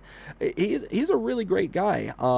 Like I said, I wasn't aware if he was continuing to do much, because I remember him saying last year for FS22 that when he was done building his map, that he basically said he was done. Now, I didn't know at the time, because it was all via chat, if he meant done with doing anything in FS22, or if he just meant done as in I'm done with my map and I'm not going to bother with anything else. So really really good, really nice guy. Had a really great couple of chats with him. Yeah, and again, he's another creator out there that I would love to be able to get a hold of and be able to actually, do the interviewing with. So, yeah, maybe one of these days I'll be able to find out how to reach out to him, maybe through you, Rusty. That'd be awesome. Pipe and Paul says hi to Rusty. Rusty says, Silver Eagle created Split Mountain Ranch in 22. Yes, he did. Yeah, great map. If you're still on FS22, go check it out. Rusty says hi to Pipe and Paul. Rusty also says, the Breakfast Challenge on Split Mountain Ranch was created by myself. I didn't know that. That's actually really cool. Did a lot of different challenges. Cool. A lot of challenges. Yeah, no, that's I'm aware that Rusty, he does a ton of challenges throughout his whole channel and stuff. I was unaware of that one specifically. That's actually really cool. Let's see. Rusty also... Nope. Chet says, hey all, how's it going tonight? Chet, doing fantastic. Hope you're having a fantastic day so far. Jonah says, Jonah was here, LOL. Whiskey says, hey there, Rusty. We got Cavalier says, all good, thanks, can't sleep, so going over my map, making sure everything's done. That's awesome, Roy. You are working on Riverview, if I remember right? Is that correct? I think it was Riverview. Ken says, can WillT or yourself please explain why I couldn't access the vehicle store to lease the rice harvester? I have no idea there, Ken. Maybe a potential mod conflict or something? Maybe try Sorry, Will, go ahead. That would definitely be a mod conflict out of anything. Yeah, that's likely my guess. Maybe go in and try loading your map with no mods installed and see if then you're able to access it, or even just back out and come back in with all your mods first to see if maybe it was just something got hung up. But yeah, not really sure. Pipe and Paul says, looking forward to that, Cavalier. We got Whiskey Creek saying hi there, Ken. We got Cavalier Roy saying, thank you, Pipe and Paul. I look forward to seeing people playing and seeing everyone have fun. Makes all the time and effort worth it and push on to do more. Yeah, absolutely. I can absolutely see how it'd be very fulfilling as a creator, whether it's mods, maps, etc., to see people utilizing your stuff and being able to be like, that's something I did. And to see everyone just having fun on it, really could see that. Chet says, do you know if Widespan Baler's coming to FS25? Will, do you know? The which one? Chet is asking if we know if the Widespan Baler is coming to FS25. Oh, from Hispano modding? Potentially. Nothing's been said yet. So, I have no idea.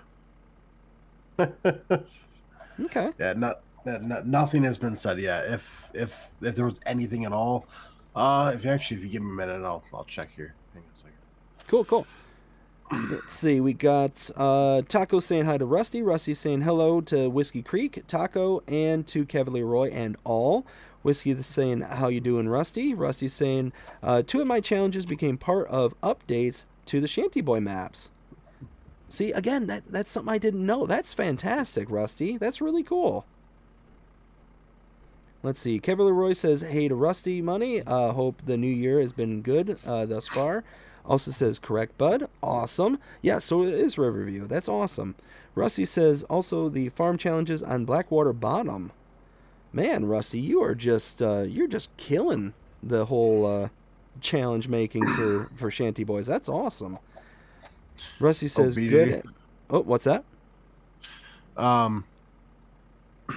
So as of December 2nd, it's pending with the pack of balers with windrowers is pending testing right now.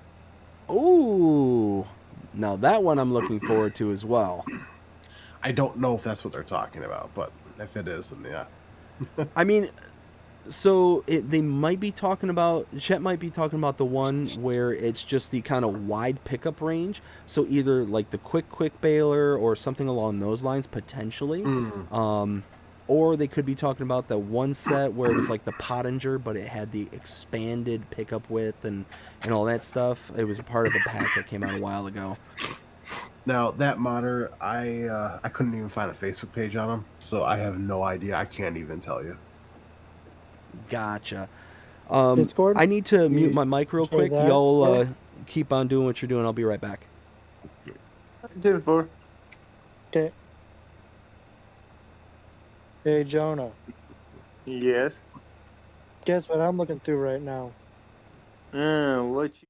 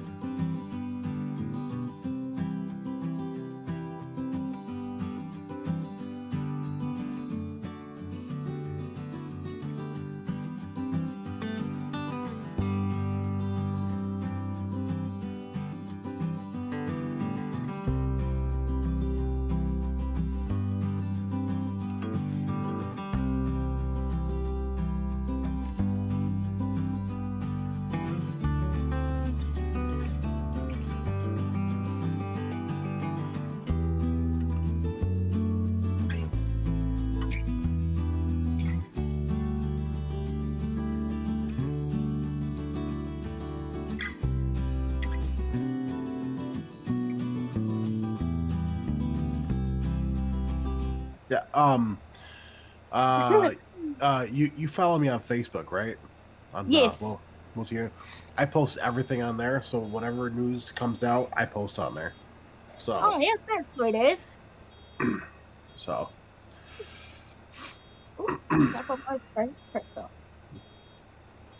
Yeah.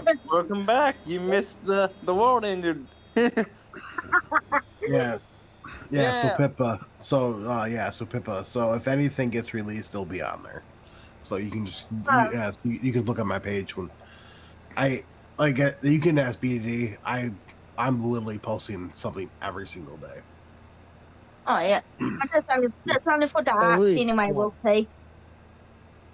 What was that? I'm just only asking, that's all. Yeah, man. No, I haven't heard anything yet. Like I said, I mean, I could reach out, but Oh, heard a train. I heard the try. everybody run.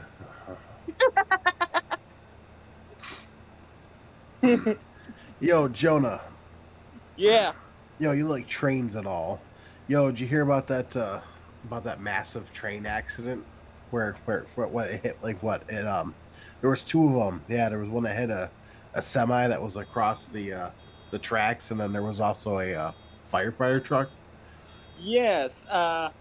That's what I've been like referring to, like the blue You talk- signs and everything, you know, stuff like that. Yeah. Like the one What's that where operation called? the Operation big train Lifesaver? derailment, that one, unfortunately the two crew members on the train died. The one with the fire truck, 15 people were injured, 3 firefighters and 12 passengers on the train. So y'all, I'm a professional YouTuber here. I'm professional in all ways, shape, and form. So professional, in fact, that it takes somebody in my chat to tell me, "Hey, I'm muted."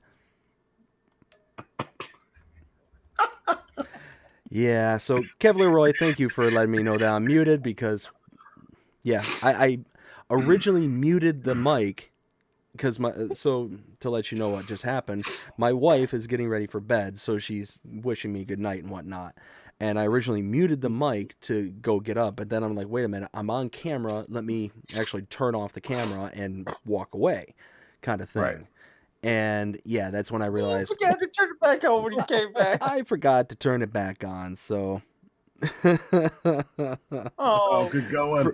Professional YouTuber. Be falling asleep on the phone with my girlfriend before. Oh, wait, Jonah. A long time ago, I fell asleep on the phone with my girlfriend. Oh, so, no. so what you're saying is you're single. You guys been tired. So what you're saying? Yes, is I single. am single. No, I mean that makes sense. That's Oh man, rookie mistake. Rookie mistake. rookie mistake. Yeah, I mean, I don't know why. Like, say for whatever reason, I mean, like, say I can get comfortable in some weird spots. You know what? Were you ever in the military?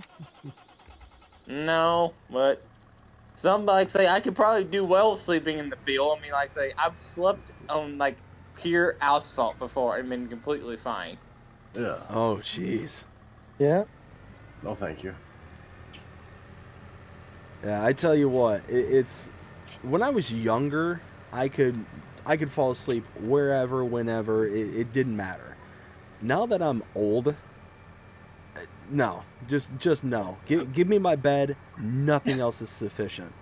You know, if I go to a hotel, I'm dreading. It doesn't matter. It could be the plushest bed, the nicest anybody's ever slept on.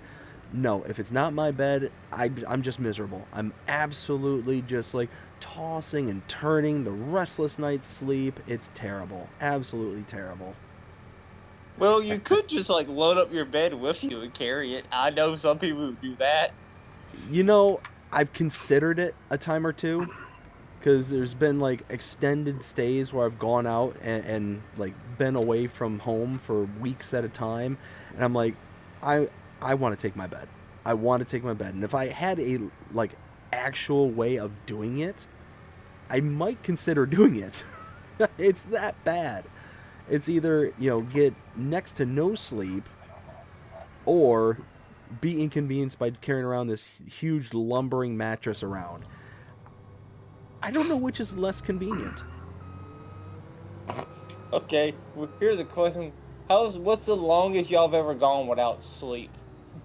Ooh. A week. Oh, okay. You got me beat. Well, you got me beat. Yeah, me. So What's yours, DVD? 48 hours. And that was... Mine's actually 52. Oof. I know I was practically a zombie by the end of the 48 hours, and I don't even remember why. It was for some reason. No, that's what it was. So a bunch of my friends had gotten together, and we were basically just like all hanging out, and we decided, you know what, we're gonna just make this last as long as it could possibly last, kind of thing. And we were just going out and doing stuff. We ended up going out to like the city, which was, you know, just south of us there, and we basically stayed out all night, just, you know, wandering around doing whatever. And yeah, it was just one thing after another. We would go from place to place to place, and it just ended up being this big to do. And by the time I finally got home, after everything was all said and done, I think I slept for about, I don't know, like 13, 14 hours straight. Wow. Yeah, mine was worse. Mine would have been a lot easier if, like, in that, like, 36 hours in, like, I'm like, all right, I had got my hours flip-flopped, so my nights were my days were my nights, so I was trying to get myself reset. But during that reset, I needed something like, say something happened and it had to go somewhere. I'm like, and then things just kept piling up and piling up. I'm like, man, now instead of being reset, I'm back where I started. Well, has anybody here ever worked like an overnight shift or anything? Yes. Nope. Yes. So you'll know what I Not our mean by job. this, but I used to work at a gas station up there in Michigan when I turned 18 years old, and it was what was it called? It was a speedway way back in the day. And when I worked there, I decided to start out as the overnight shift because they would actually pay you just a little bit extra for working overnights. And I remember the very first time I was there, you know, to work and to get, you know, everything all said and done. The specific location that we worked at was a off the highway location. And you'd get all the truckers who would come there at the oddest times of the night and whatnot. And the one thing that they would tell us about is, you know, make sure that nobody's wandering around the lots. You know, put on your adult caps and do with that as you will. And just make sure nobody's wandering around the lots late at night. That's the one thing they would tell us, you know, constantly. Well, this was one of the very first times where I started working the overnight shift, started working just full sentence stop. And this person came in and said, hey, you've got somebody, you know, going around outside, you know, you ought to go, you know, chase them off, kind of thing. And I'm like, oh, great. You know, so I had to go out there and find this person out there. It's like, hey, you need to get off the property. Like, you're not allowed to be here doing what you're doing, kind of thing. And as I'm out there chasing them off, I go back inside, and some trucker's sitting there waiting for me. And it's one of the very first times where I'm having to use the system. It's called a trendar. And the trendar is how the truckers will sit there and actually pay for their fuel, their diesel and all that. And as I'm going through this system, all of a sudden they hand me this card I've never used before. I've always used this one specific card from this group. It's one of the biggest ones that's out there. All of a sudden they throw me out this one card I've not seen up until this point, and I'm like, oh, so I try and run it through as the same way as every other card I've ever ran before up until this point. It doesn't work. Now it's like 3-ish in the morning when this happens. So I'm like going through, and he's trying to tell me everything on how to work it. And at the same time, he's got this very funky accent. Now, every once in a while, it's a very rare accent, but up in the Upper Peninsula of Michigan, it is a accent that is very, like, jarred together. Like, all the words basically run together kind of thing. Now, if anybody's ever heard of a movie called Escanaba in the Moonlight, it's with Jeff Daniels. It's a very niche kind of movie, very much for Michiganders and people from Michigan, or at least people who visit Michigan on a very regular basis. But they show an example of a person who's got this accent kind of thing. So if you're interested, go check that movie out, or at least find the person I'm talking about within that movie, and you'll know exactly what I'm talking about. So going through the linguistic adventure it was to try and communicate with him was nightmare number one. Putting in the card that didn't want to function properly, at 3 o'clock in the morning, that was number two. He was on empty, so he had literally rolled the truck in there, so he's not moving his truck, even if I can't figure out how to get him gas. That's number three. Number four, I'm trying to call my boss at 3 o'clock in the morning, trying to, how do I do this? They're not picking up the phone. So it's just nightmare stacked on a nightmare stacked on a nightmare. And then you've got the person wandering around the lot. I'm chasing them off every couple of minutes kind of thing. Finally, I'm having to call the cops. It's like, this person's on property. They're not leaving. Can you send a squad up here? So it was like I said, it was like the third, maybe fourth night by myself. And it was the worst thing I've probably ever experienced in my entire life. Ugh. by far. And this guy, bless him, he was one of the nicest people I'd ever met, this guy, because he knew that he had this accent and that it was an insanely difficult accent to understand. So it got to the point where he was literally writing everything down like he was mute. Oh, it was nuts. It was absolutely nuts. What about y'all? What's some of your horror stories at work? Well, I think my most horror story at work is A1, like say, we were having to do some overtime, so like that was bad enough, but I was asked to give an employee a ride to work. Now usually we start at 8, but since we were doing overtime, they were starting me and this other person at 7. Well, this person lives 30 minutes away from me, so I had to get up even earlier, go pick him up, and carry him down to, pick him up and we go to work. Well, at the end of the day, they asked me to stay an additional hour. Well, I've already done my hour. Well, we need you to stay another one.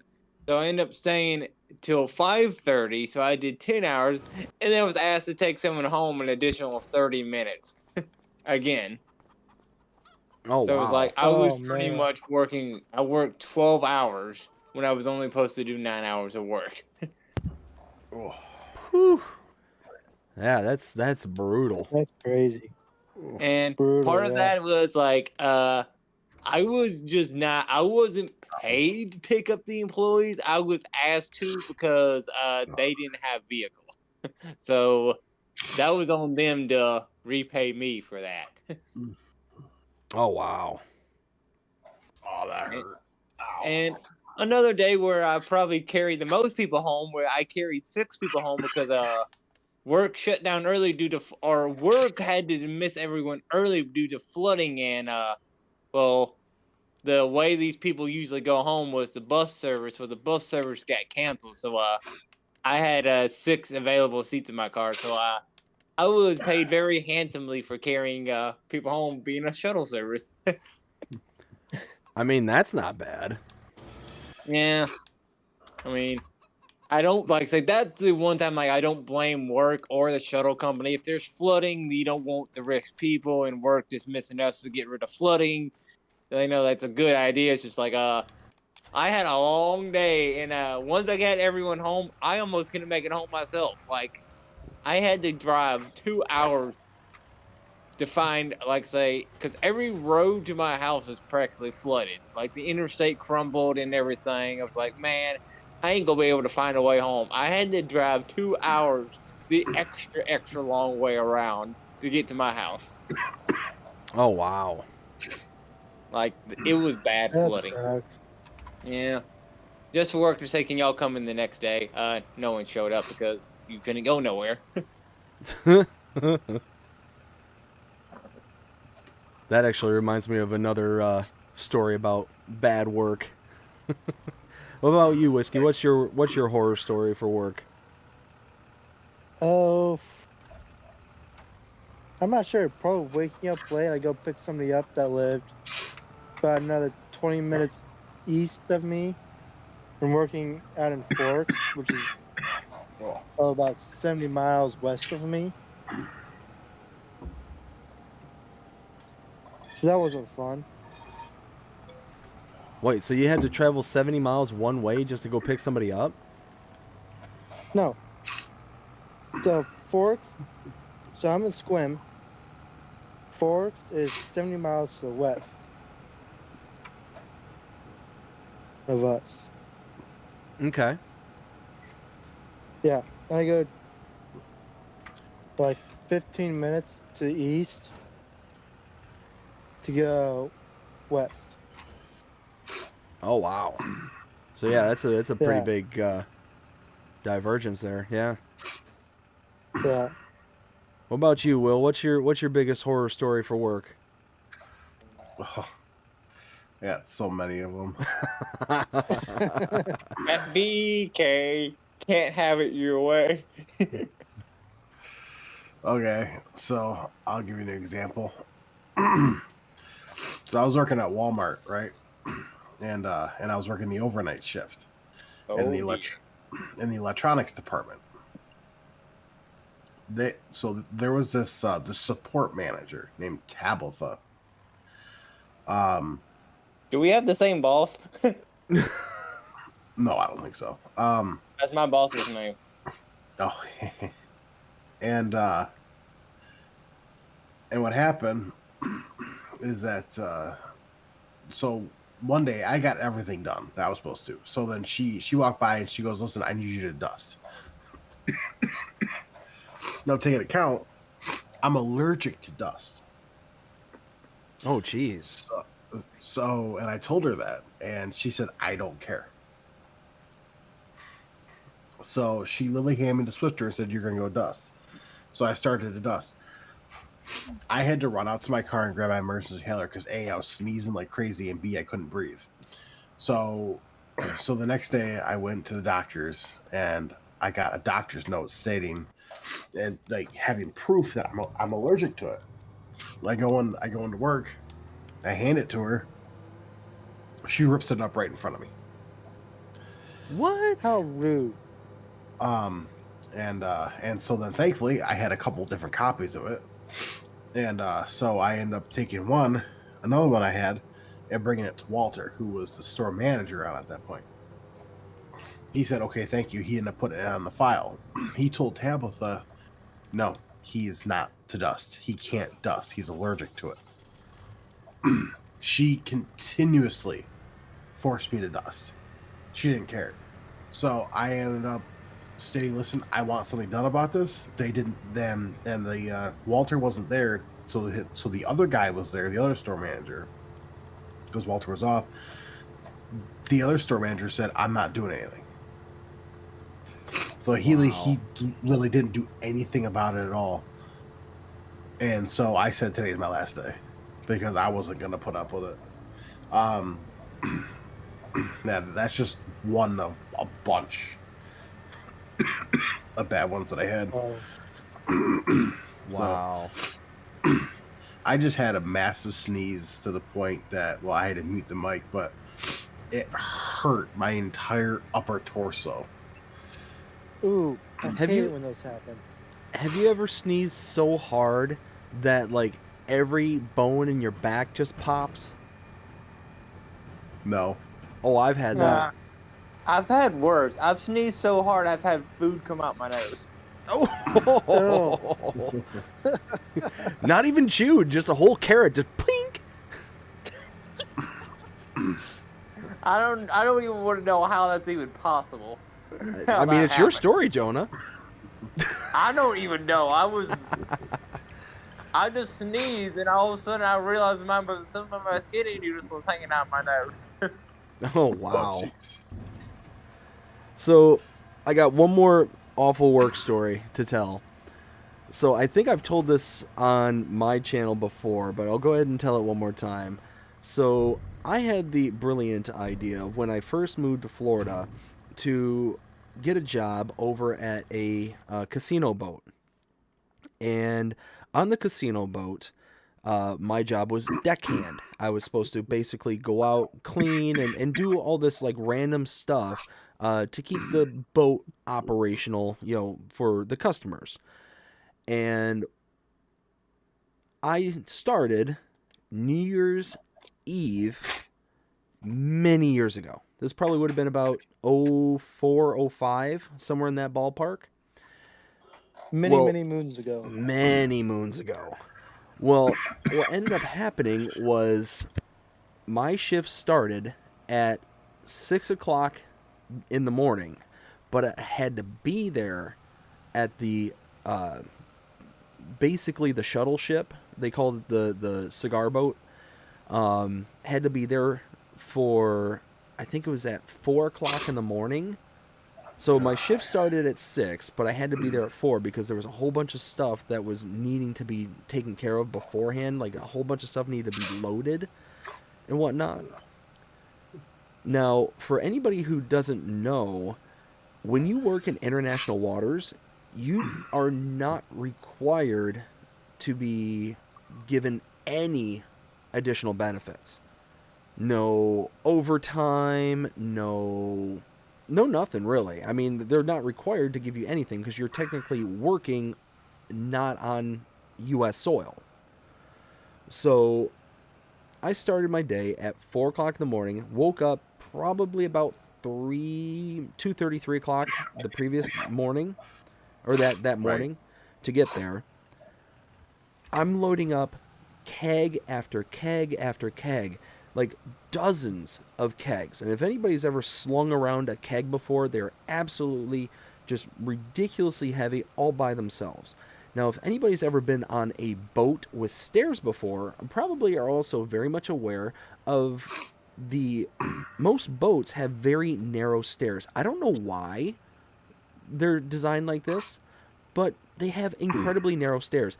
I'm 6'2", 6'3", depending on what gas station I come out of, and I've got pretty big feet. I've got size 13 feet. That's pretty decent size. So I'm carrying down kegs into the cigar boat with size 13 clodhoppers where the stair can only fit my heel. Right? Oh, I hate it when that happens. Oh, it was rough. That's how my day started, right? Then I go onto the ship, or I go onto the cigar boat, and I go out to where the boat is, out in international waters. Now I'm having to carry the kegs back up from the cigar boat onto the main portion of the ship, and then across the bridge. Now, what the bridge was just a, if my memory serves me right, it was a 2-inch thick by, I think, 6, maybe 8-inch wide plywood board, maybe about 10 to 12 feet long. Yeah. Don't tell me you fell in the water. No. Thankfully, that wasn't good. the case. But I'm carrying keg after keg across this makeshift, plank with these little flimsy, like you know those little orange barriers that keep you from going beyond a certain section. Yeah. Yeah. Oh, yeah? Basically, just the netting. That's what it was. It had these as little rails to kind of catch you in case you happen to fall off this narrow piece of wood. Now, again, I am 6'3". At the time, I was probably 400 pounds. I'm a big boy at this point in my life. And I've got a giant keg. When I say that this board was stressed, it was stressed. It was not happy. It had seen better days. So it's doing its best impression of a Picasso melting painting, just and every time I'm going across this thing, I'm like, this is how I die. I'm gonna get drugged down to the bottom of the Gulf. This is how it ends. Every single time. Thankfully, I'm still here today. Everything's fine. But as the day continues, I'm starting to get trained as to what it is I'm going to be doing, and one of my responsibilities is that every single time the shuttle ship, because the shuttle ship is different from the cigar boat. The cigar boat's what carries the goods and stuff across. The passenger ship is what carries the people. So my responsibility, one of them, is to make sure that I count every single person coming on the boat and off the boat. because it is very strict that you make sure that there are, perfect head counts. And if you're off by even one person, you can leave them on the ship overnight or whatnot, and it can lead to lawsuits or all sorts of bad stuff. So I'm sitting there having to count people. I'm sitting there having to clean. I'm sitting there doing all this stuff. This is basically my job. And again, 6'3" Dave, 400 pounds at the time. They're telling me, hey, as you continue on, one of your responsibilities as deckhand is to make sure that you help our maintenance crew. Well, our maintenance crew are people who are going into the belly of the ship to make sure the ship is functional. If there's ever a engine issue, if there's ever a, whatever, insert problem with the boat, you'll be responsible for having to... Not filling up with water, going to go down. Yeah, well, yeah, if the boat starts sinking, you're going to have to help them fix it. And then they point to the hole in which I have to get into. I'm not 400 pounds nowadays. Right. I couldn't get into this hole in my current form. So that's how small this spot was. I'm not claustrophobic whatsoever, but I think I developed it right there on the spot. And they're sitting there, it's like, yeah, you're going to have to be able to get in there. And I'm like, are you blind? Do you not see what is before you, kind of thing? You bunking your head on the ceiling? No, when I say that there's a hole that you have to crawl through, and the hole I wouldn't have been able to fit through in my current state. And I'm not 400 pounds now. I'm significantly smaller than what I was many years ago. So... Because I'm about 6 foot and 215. Not fat, just tall. With a healthy appetite. Yeah, well, and I'm still 6'3", but I'm not 400 pounds. And yeah, I still wouldn't have been able to fit in that hole right this second. It's that small. Like, I met the engineer who actually would go into the engine bay to make the repairs and whatnot, and he was a tiny dude. I'm like, if I stood next to him, he probably came up to like below shoulder height. Like, he was very small, very compact kind of person. So it's like, not me. Like, how do you expect me to be able to get there? I can hand him I can throw things at him. Hey, you need a wrench? There you go. Just chuck it at him, kind of thing. I could do something like that. I'm not getting in there. That's not gonna ever happen in any world whatsoever. So the day goes on. I can get in there, but I can't get out. Oh no, there's not even a getting in there. There's no amount of Crisco in the world that's going to slip me in there. Wow. Hey, that's why you have a Sawzall, right? Make the hole a little bit. I mean, I could theoretically make the hole bigger, but then I might have to pay for the boat. But anyways, so the day goes on. I'm cleaning, I'm doing all this stuff, and that's when they come to tell me, hey, so-and-so isn't showing up. I've never met so-and-so. They're supposed to be my replacement. They're not coming in tonight. It's New Year's Eve, and we need people. We need people here for tonight. Can you stay? I'm like, well, till what time? And it's like, my shift was supposed to end. Like I said, I got there at 4 o'clock. My shift technically started at 6, and I was supposed to leave at I think 2-ish in the afternoon. Like, oh, well, we just need you until, after our midnight shift. Like, come again? Midnight? It's like, yeah, this is New Year's. We need people here, kind of thing. So I'm like, okay, so how late are you talking? And it's like, oh, well, we stay open on New Year's until 2 o'clock. It's like, so wait, you don't need me to be here until midnight? You need me to here until 2? He's like, yeah, we need you here until 2. And then afterwards, we need to break down the ship. We need to clean up. We need to empty things out, take things on the cigar boat back to the shore, all that stuff. So I'm like, wait. So what's a realistic time of me getting back to shore? And they're like, probably about 4-ish, maybe. Depends on It depends on how quickly we get things broken down. Oh, jeez. And I'm like, so what you're saying is you want me to be here for over 24 hours. Is that correct? It's like, yeah. And I'm like, and you don't pay overtime, right?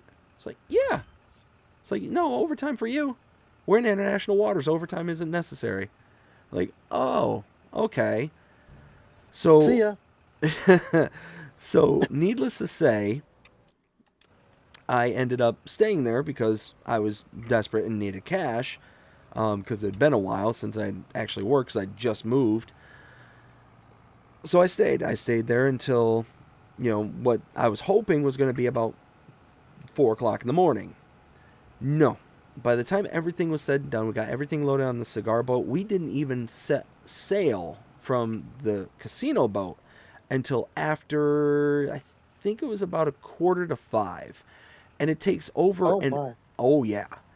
And it takes an hour, maybe about 45 minutes, to get from where the casino boat's docked about 12-ish miles off sea or offshore down to where the port is, where we can actually dock the boat. So I didn't get back until past 6:30 in the morning. Needless to say, by the time everything was said and done, I was running on pure coffee, just injected straight into my veins. Did you take any sort of nap on the way back to the port? No. And the worst part about all of this is I should have known better not to have worked on a boat like this, because I get very, very badly seasick. Ooh. Very bad. But I was desperate. Like I said, I needed money. So I literally started hammering out anything I could get my hands on. Anything that would accept me. So I got onto shore, and all the morning people are now getting ready for the next day, the next shift and all that stuff. And that's when the office manager comes up to me and they're like, "Oh, hey, here you are. We didn't know where you were." It's like, how did you not know where I was? I've been on the boat since yesterday. It's like, oh, well, your shift starts here in about, 4 hours, right? Like, huh? It's like, yeah, your next shift is in 4 hours. I'm like, I quit. I literally looked him in the face and it's like, I quit. There's no way I can do this job. And sure enough, I ended up leaving. I quit right there on the spot. I'm trying to process, like, why did you work 24 hours, go home and sleep, and then come back in 4 hours? Well, and that's the thing, is it's not even go home and sleep for 4 hours. It's drive home after working 24 hours, sleep for maybe 2.5, 3 hours, because I'm going to have to, wake up and shower again because I hadn't showered in over a day. So, like, yeah, when everything, and when I tell you all, I was so sore. I've never worked so hard in all my life. I've never worked that. I had blisters on top of blisters on top of blisters. That's crazy. It was nuts. I was, by the end of everything, I was sitting there limping around, trying to just make my way from place to place, kind of thing. I've never experienced anything like that. And then, when everything was all said and done, about 2 weeks later, I got my paycheck. Yeah. At the time, it was $7 an hour, and I had worked over 24 hours. I think I had like a 26-hour paycheck when everything was all said and done at $7 an hour. So let me invest in Bitcoin. Let me invest in whatever ridiculously absurd amount of money can be extrapolated from 24 hours of $7 an hour labor. In other words, not very much money. In other words, yeah, I basically made enough to get my next McDonald's meal at that point. Oh, jeez. I don't have this mod installed. So yeah, that is my actually. I'll replace my previous horror story with that that one one. there. That's pretty bad. That sounds like torture. Like that's what I'm saying. Like, like, or is it a job or is it slavery? Yes. I'd probably call that one slavery. Yes. I'll just yes.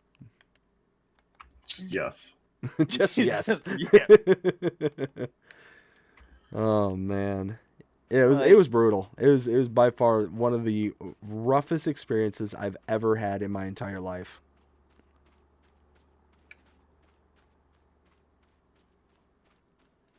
I mean, that's pretty rough. Yeah. Yeah. It was like, just go ahead and sink the ship and like just say it's just sink the ship already, right? but I will say they were nice enough to comp me a lunch. Oh. Oh, I know, right? Just don't break your wallet on my $5 not even fast food burger. Right. Oh, at least you work did that. One day my work didn't allow me to take lunch. Oh wow. Yeah, I did a 9-hour shift without lunch Oof. or breaks. Yeah, no, that's It That- was that's when completely Dave by gets hangry. accident because they kept needing me in other areas. Like, you do. It's like by the end of the day, you do realize I haven't had a first break yet. It's like, wait, how long have you been here? I got here at 7. It's 4. Like, it's 4 o'clock. What are you still doing here? I'm like, yeah, that's my Like- point. that's my point. I need to be able to go home. It's like, go ahead and clock out. I needed you for an extra hour, but I don't think I can hold you here because you just use up all your breaks and lunch and go in and leave. Oh man. Yeah, one of those where, needless to say, work sucks. Yep. It was kind of necessary though too. Oh, and that's the unfortunate part is, yeah, it sucks, but it's something you have to do. There's Yeah, no two unless ways you're a around big it. YouTuber, maybe like say, well, you get big enough where YouTube becomes your job. Well, That'd be and nice. yeah, it'd certainly be nice. It's something that obviously, people have a passion for, but it's still hard work. Like it's not just something that you get to put on cruise control, and it has its own Yeah. headaches. It's like you gotta have content out. If you don't get a video out, you're not making money that day or whatever. Yeah, I mean, it's either you're working or you're not getting anything, kind of thing. So it's And people are complaining at you, going, "Hey, where's my video at?" yep. Well, and just like I was saying before, when it comes to like Lancey Boy, his situation and is like significantly worse. Like he's receiving all this heartache and headache from people, and he's not making a dime off of this stuff. Yeah. Modders do it for free. Exactly. So it's one of those where, like I couldn't imagine being the kind of person who's going to look at any creator whatsoever and be like, well, let me tell you a thing or two. Right. Rude. Well, and you all know, like, you all follow my content and whatnot, and my map tours and all that. So, I'm not afraid to give my opinion on something, and sometimes it's a negative opinion, but it's always rooted in I'm saying this because I hope that if it gets to you, you'll incorporate it and hopefully do better for next time kind of thing. It's not hey, let me, crap on everything that you've done up until this point and not offer any kind of, construction to it. Yep. I am trying to find a tree, and the tree is playing its best game of Marco Polo or hide and seek or something. Marco. Polo. And the only problem, Marco. the only problem is that it's not telling me where the tree is. Oh, jeez. Oh, I have something fun that we can do. Hey, Whiskey, sing us a song. Oh boy. Okay. If you sing one, Ooh. I asked first. yeah. But I will sing one, sure, but you gotta sing one first. Okay, you ready? Go for it. God save our gracious King. Long live our noble King. God save the King. Send him victorious, happy and glorious, long to reign over us. God save the King. There you go. Your turn. Oh dear. Do you know Like- any other song besides that one? That's what you sing every single time. It's nice and easy. Let's see. We don't want BBD to get copyrighted. No, let's not do that. Silent parts, deadly farts, always come, not for long. Oh my goodness. Oh. Okay, Will. Oh. turn. No. Well, if you do one when you get 1,000 subscribers, I'll donate $100 to you. I don't really know any songs that I can sing that won't get them copyrighted. Okay, just do the Darth Vader song. Oh, okay. I got one for you. Dun dun dun dun dun dun dun. Dun, dun, dun, dun, dun, dun, dun, dun, dun, dun, dun, dun, dun, dun, dun, dun, dun, dun, dun. Oh, I love it. Oh, come on, man! You gotta tell me. You have to tell me you know exactly what that's from. I know exactly what that's from. I know exactly. So I just got some new news. You want some new news? Oh boy. Yes. So Cavalier Roy just reached out to me, and he says that DJ Goham will be doing a first look on Riverview tomorrow. I believe so. Believe so. Look out. Believe so. So look out for the video if interested. So yes, go check out DJ Goham's channel tomorrow because he is doing a preview of Riverview from Cavalier Roy. Ooh. Where's I'll mine? probably be working. Go figure. I'm actually off tomorrow because I work the weekend. Very nice. You So go rail yeah. fanning? So Cavalier Roy, thank you so much for passing along that insider information. I greatly appreciate it. Yo, To Roy. answer your question, Whiskey, I will be going rail fanning tomorrow. Nice. Oh, very nice. Yo, Roy. Yo, where's mine? No, I was kidding. Yeah, Whiskey, I'm gonna put a fan and put it on the rail. Rail fanning. Wow. Unreal. Let's see. I don't think I can go anywhere. There may be 2 inches of snow on the ground when I wake up tomorrow. We're potentially getting snow tonight. Oh wow. It's rain for us. Yeah, what was it? Kansas City got hammered with an ice storm and winter storm. Yeah. I was seeing that. Wow. You see what Ronnie Meanwhile, in posted on Florida, it's 60 degrees. Not quite. It's 54. Actually, tomorrow is supposed to be really cold. It's supposed to be like in the, I think the mid 30s. For Florida? Yeah. What? I thought Florida didn't get that cold. Oh no! Every once in a while, Florida will actually dip below freezing. I'll be down there. I'm just kidding. I mean, Oh, you should be in the middle of the storm. Isn't you getting slammed up there? Oh yeah, yeah. Washington. Well, Luke, the I'm pretty sure Luke, where you are, is probably like 100 degrees. Yeah. Well, that storm that hit Kansas City though, that's headed up to upstate New York next week. Oh wow. That's gonna be fun.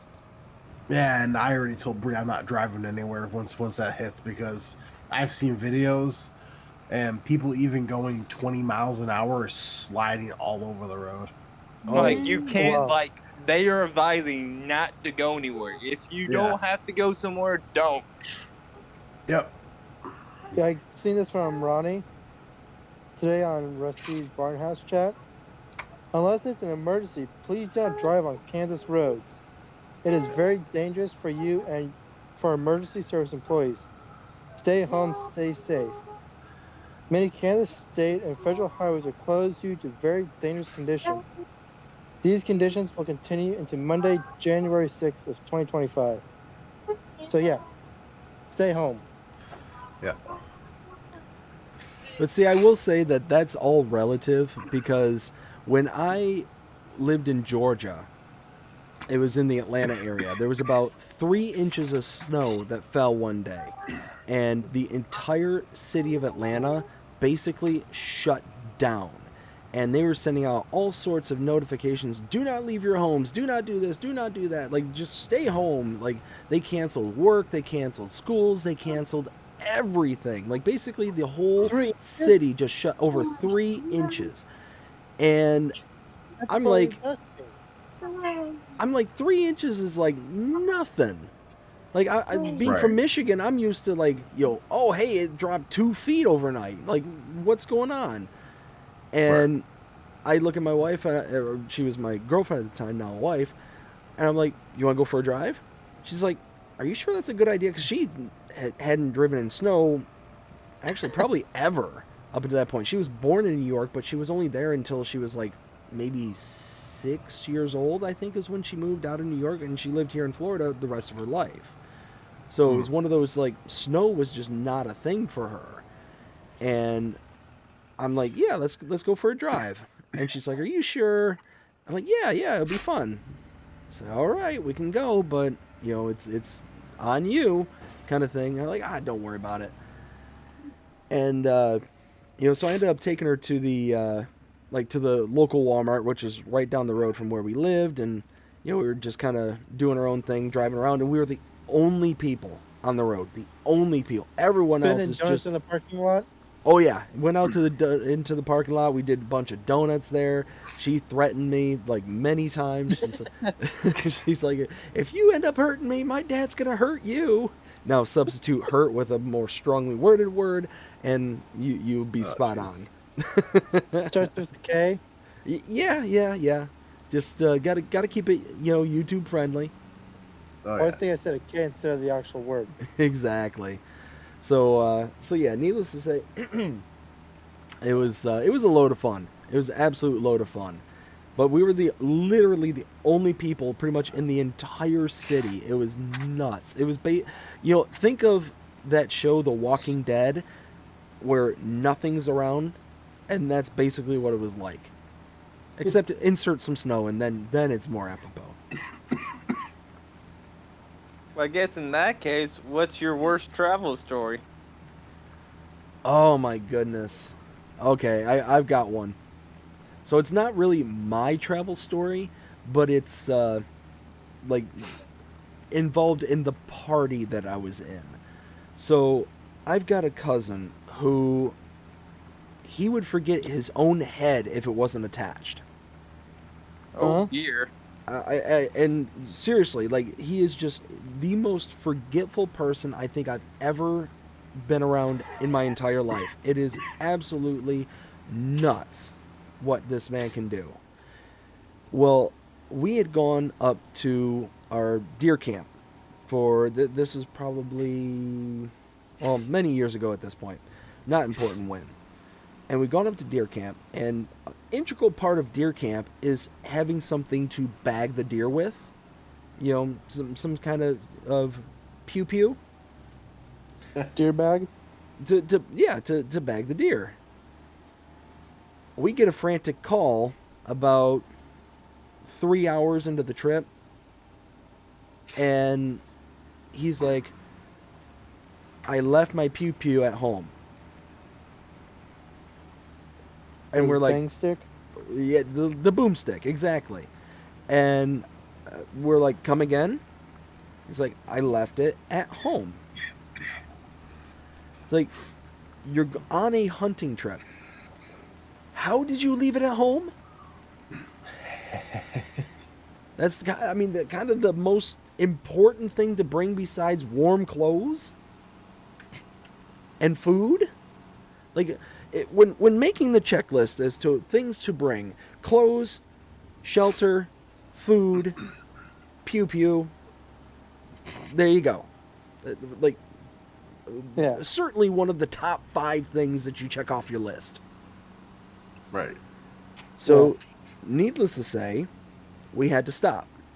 We had to stop and purchase one. And in those days, you didn't have to wait the 3-day waiting for long, how do I say this? For long pew-pews. You know, for like shotguns and Right. things like that, you didn't have to wait. You could buy it right on the spot, kind of thing. And that's what he did. He spent the money to be able to go out and to be able to get that. So that's how that trip kind of went. And it was basically one thing after another after another. This was the same year where they had decided to go out, and where we used to hunt on state land. And we would go out and try and find our spots in which we wanted to be able to, you know, actually sit down. And we would do this like the day before opening season. Well, as we're like going around looking for our spots, they're gone, and they're gone for hours, and we're waiting and waiting. And it was my cousin and my dad's friend from work and his son and my dad and myself. So it was about, I think it was 5 total people in the whole party that were there. And as they're like going out looking for their spots and whatnot, we're waiting. My dad and I are at the tent because we know exactly where we're going to, because we've been there years past and we know exactly where we want to set up. And we're sitting there waiting and waiting, and it's like they're gone for hours. And I keep asking my dad, it's like, should we worry? Like, they should have been back long before this. And they're like, no, they're fine. They're adults, whatever. They'll survive. You know, my dad's kind of just, you know, schlepping it off kind of thing. And all of a sudden, it's starting to get dark. And I'm like, Dad, there's something wrong. Like, they shouldn't have been gone for this. It's not like they went to the bar. It's not like they went, like, out to a party. Like, they were just going to their blinds. Like, they would go to their spots kind of thing. And he's like, yeah, I'm kind of thinking something's wrong, too. Well, about maybe 10 minutes later, they come wandering back to camp. Turns out that as they were going out and looking for what it was that they want, their place that they wanted to go to, they ended up backing their truck. My dad's work buddy's son ended up bringing his big Dodge Ram 4x4 pickup truck. Well, they weren't paying attention to where they were backing up, and turns out they hit a patch of ice that was covered over by snow that was basically a large hole. So they back up over this patch that looked like open dirt, an open spot where they could turn around, because in those areas it's all 2 tracks. There's no place to go besides 2 tracks. Well, they get over the spot, and all of a sudden, boom, the whole truck drops about 1.5 feet. And just buried in mud. So it was just a fresh layer of ice over top, and it had enough strength for them to pull right over top of it, and then boom, just drop straight down. So they were sitting there this whole time trying to dig themselves out of it, and they had no way to be able to get out of this hole that they got themselves in. So they come back to the camp with their tails tucked between their legs.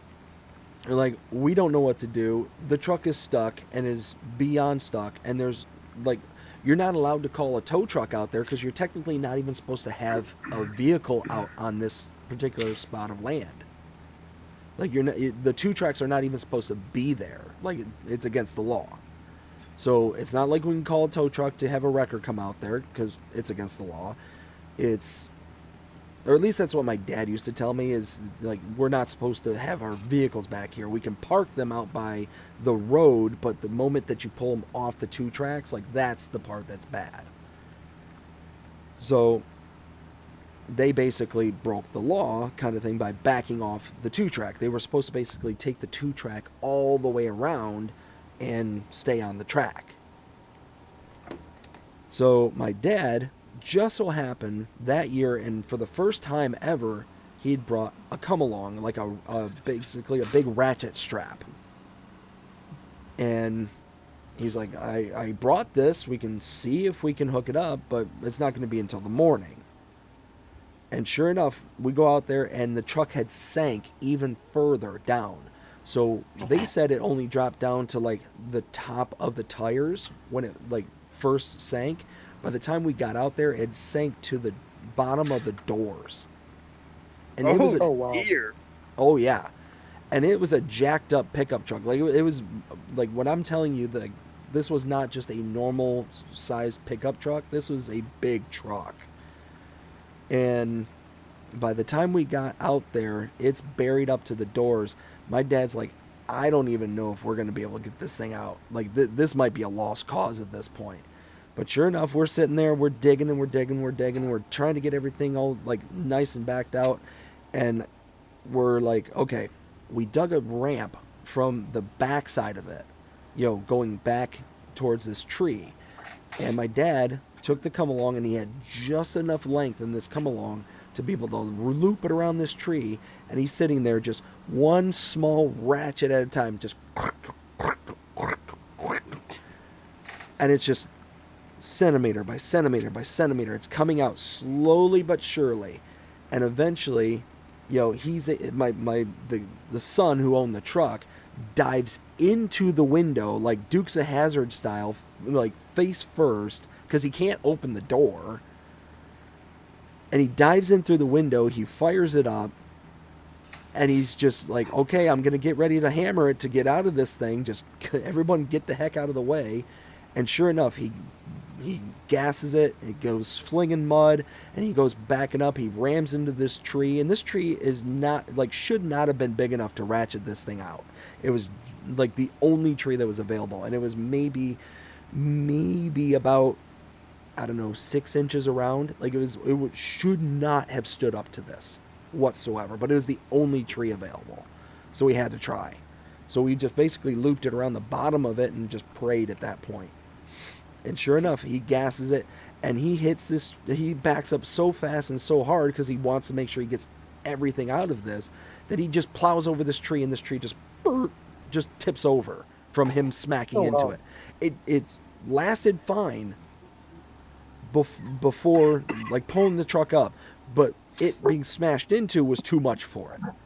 It's like, okay, I give up at this point. So yeah, that was my worst travel story. It was just one bad thing after another. And this is only followed up by the story of the wolves and my buddy and I. And I know I told that story in the last stream. Mm-hmm. Mm-hmm. What about you all? What's your worst travel story? Let's see, mine, this drive that was supposed to only be an hour turned into an over 8-hour ordeal somehow. So, we, I get off from school and everything, have to go to, downtown. I forget exactly where, but on the way back, we are going from, interstate to interstate, so we're kind of going on an on-ramp. Well, all of a sudden, traffic stops. Dead stop. I'm like, oh, this is common. Maybe there's some construction and everything. Well, it's an accident. They shut down the interstate for 6 hours. We had to sit there for 6 hours on the middle of the road at 8 p.m. at night. We didn't get moving till 2 in the morning. Take a nap. Oh yeah, we slept in the car that night. That was a very Wow. fun night. Like they came by, like say when it first started, the police came by and said, "Y'all might as well get comfortable." Because an 18-wheeler carrying kitty litter just turned over up front. I'm like, Oh oh my boy. no. Oh man, so yeah, there's not even like any way to clean that up quick. Nope, they had to get out there. It's like, well, so they were considering, like since we were on the on ramp between the interstates to kind of maybe send us backwards, they said that would be too dangerous since they were just already redirecting traffic, go around it. So us and like 50 other vehicles and some semi trucks just gotta sit there and do nothing for 6 hours. Like, you don't know the torture of 6 hours when you don't even have a cell phone with you. Wow. Like, Yeah. sitting there, I'm like, well, the radio gets kind of boring after a while, and just sitting there trying to talk to your dad for 6 hours in the car when it's only supposed to be an hour. Yeah, it gets old too, and not to mention, where do Get you out, use the stretch your bathroom legs at? every once in a while. Yeah, not to mention, where do you use the bathroom at? Off the side of the road. Yeah, just walk into the woods along the Just side of the road. walking behind a support beam for the bridge was not very fun. Hopefully you only have to go number 1, not number 2. I don't even want to know, because no, we weren't the only ones there going through this torture, so I don't know what else people did. Well, I'm no, pretty sure there's some people that walked down to the Waffle House, probably. There was a Waffle House just up the road, but we finally get off the road. I swear that Waffle House, because they still hadn't opened the road. They got it cleared to the exit so we can at least get off. Like, it was like, well, I believe everybody went to that Waffle House.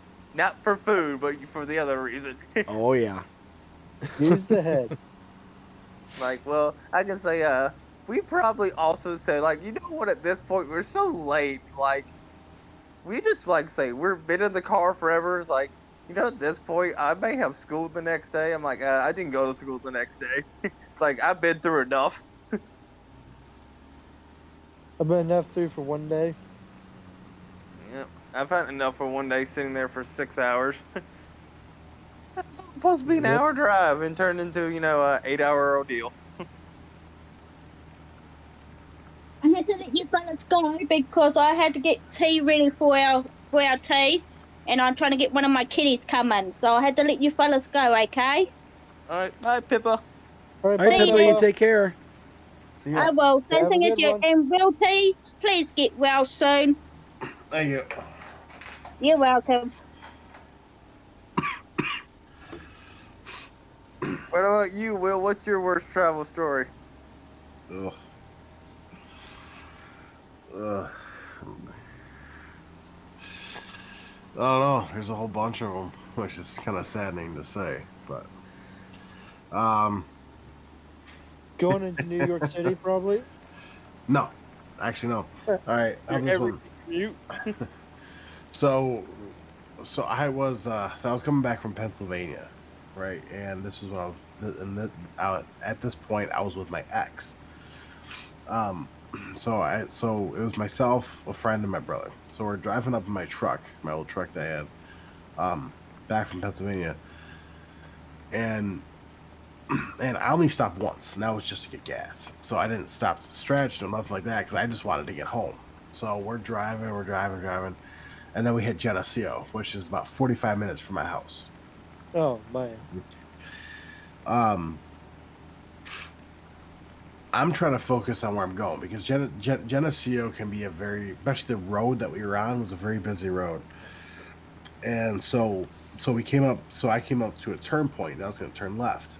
And so it was a yield. There was no stoplight, no stop sign, no nothing. It was a yield on the one street. So you had the main street that I was on, and then you had the yield for the other one because you could either make a left or there was a right turning lane that veered off, both with yields. So I'm sitting there waiting for traffic, and then out of the blue, right as I'm starting to go, I hear my brother Dave say, "Gun it, gun it, gun it." Like go, go, go, go. And then I hear our friend say, "No, wait, don't go, don't go, don't go." At this point, my foot's already on the pedal, and I'm already halfway into the intersection, turning left onto the street. And I look over, and this guy on a motorcycle started to slow down and then jumped off his bike, and the bike went underneath my truck. Oh, wow. Oh dear. Now I know I took responsibility for that 100%. My brother Dave said that he shouldn't have said go, go, go, go, go. And I yelled at Dave and our friend Brian. That was his name, Brian. I yelled at both of them, and I'm like, "Listen, are you driving? No, I'm the one who's driving. So please do not distract me while I'm driving, because that all could have been avoided if they didn't say anything." So And it could have been way worse too. Oh, yeah, yeah. Way worse. thankfully the guy, when he slowed down enough, he was only going 5 miles an hour, so he was able to jump right off the bike. He was just fine. He even shook my hand and everything and said that it's all good. The only thing that was wrong with his bike was the handlebars were a little bent. Other than that, everything else was just fine. So Nice. thankfully, and my truck, go figure, my truck was just fine. There was no scratch or nothing on the truck. So my brother ended up calling my mom. My mom was like, "Listen, let your brother finish driving home." And I said no, because I don't like people driving my vehicles. I don't.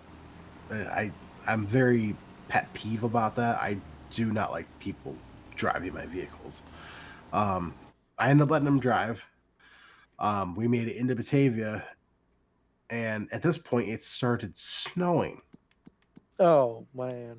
Wow. And my brother, go figure, is one of those know-it-alls. Oh, I know what I'm doing. Don't tell me what to do. I know everything. Blah, blah.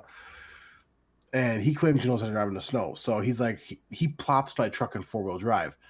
I told him don't, and he said why. And I was like, why? Because you're not supposed to drive over 10 miles an hour with 4-wheel drive out. Yeah. Well, it's designed to have 4-wheel drive all the time. Yeah. So he kept it on after I told him to take it off. And then as we're coming up to an intersection, I'm like, "Dave, it just turned yellow. You might want to slow down a little bit." He goes, "Oh no, I'll make it." He guns it. I shouldn't. No, I shouldn't really use that word, but he went for it, and he ends up almost spinning out at the at an intersection in Batavia.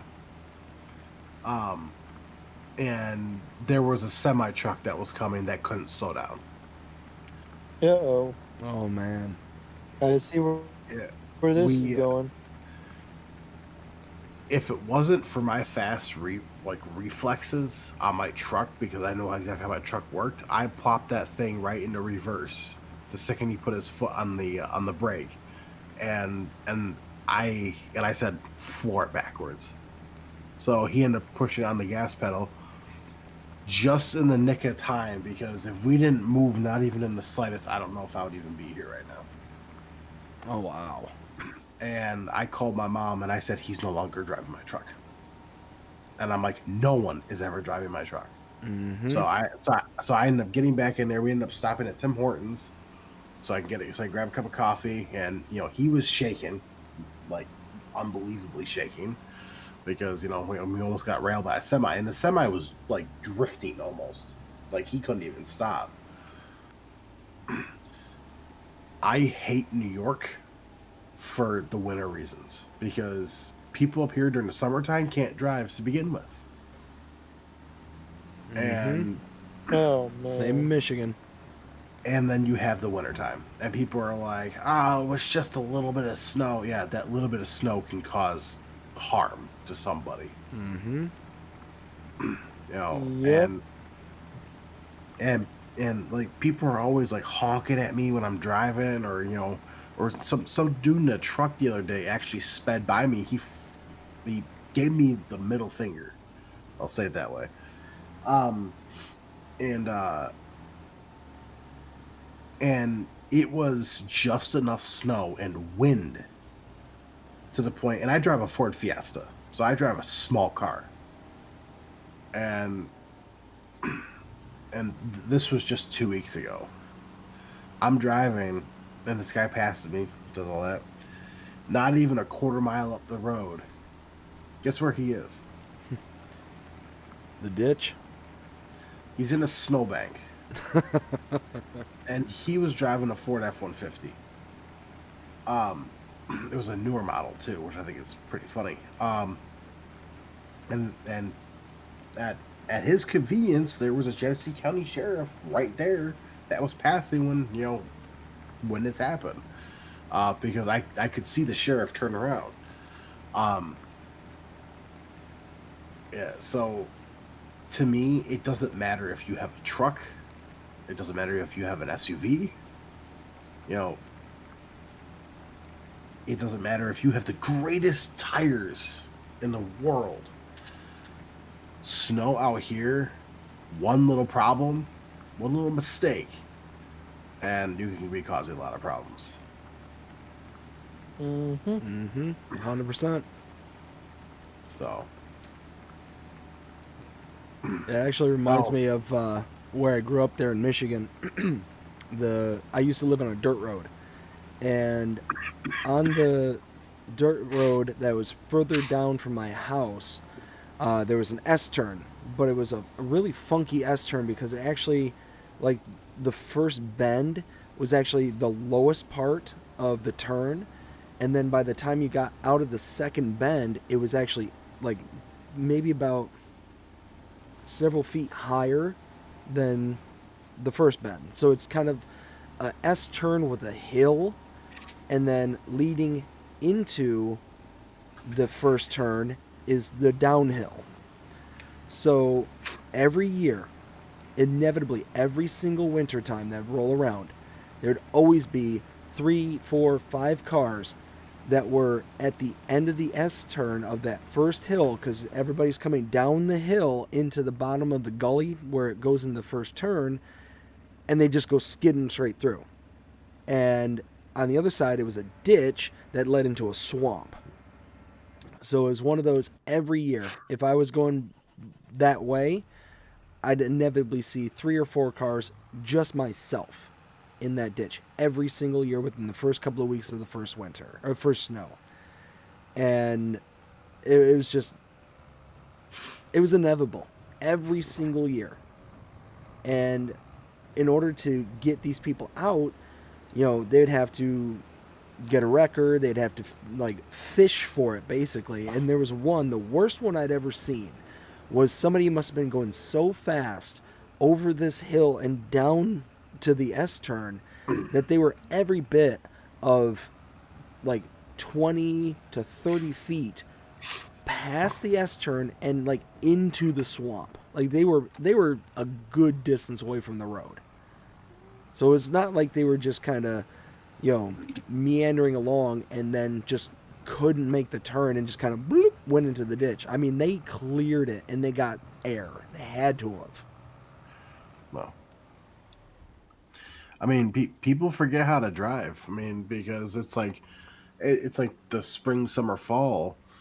It's like clear as daylight out, and people are just constantly going 60, maybe sometimes 80. In a 55, and then as soon as it starts snowing, it's like people forget. That's it. Is that just people don't recognize that, hey, every year. Yep, yeah. Every year. People don't recognize that, hey, driving conditions change. Chill out. And that is one reason why I pointed out, and I know that my other buddy Tyler Lang, he was talking with his dad, because his dad's on the board for Batavia in Genesee County. He made a proposal, which I know a lot of people liked, but apparently it never happened. because someone in New York didn't like it.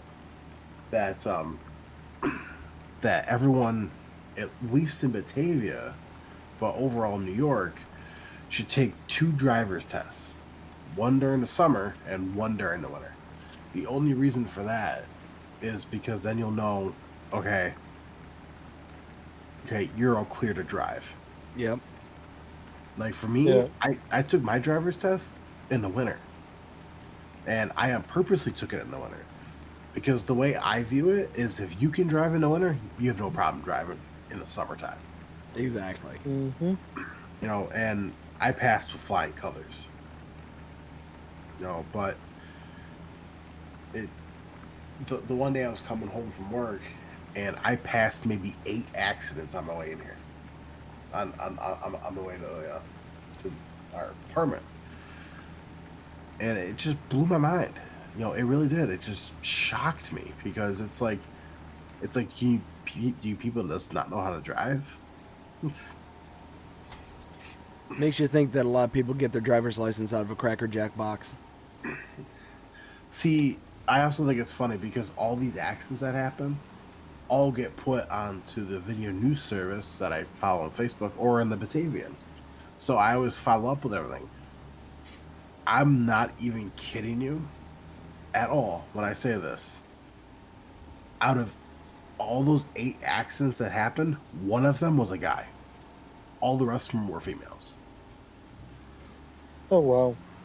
I mean, I don't mean anything by that. I'm just stating that, and I told that to Bree, and she looked at me and she goes, what exactly are you trying to say? Women are horrible drivers?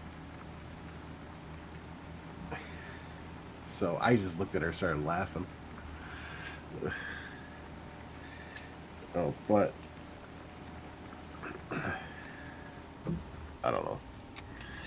It just shocks me on when people forget that during the winter you gotta slow down. Slow it Yeah. down and don't spin out. Yeah. That's it. Hey, do you mind if I catch up with the chat real quick? No, you're all good. Cool. Yes, I do. You mind? Well, I'm gonna try it anyways.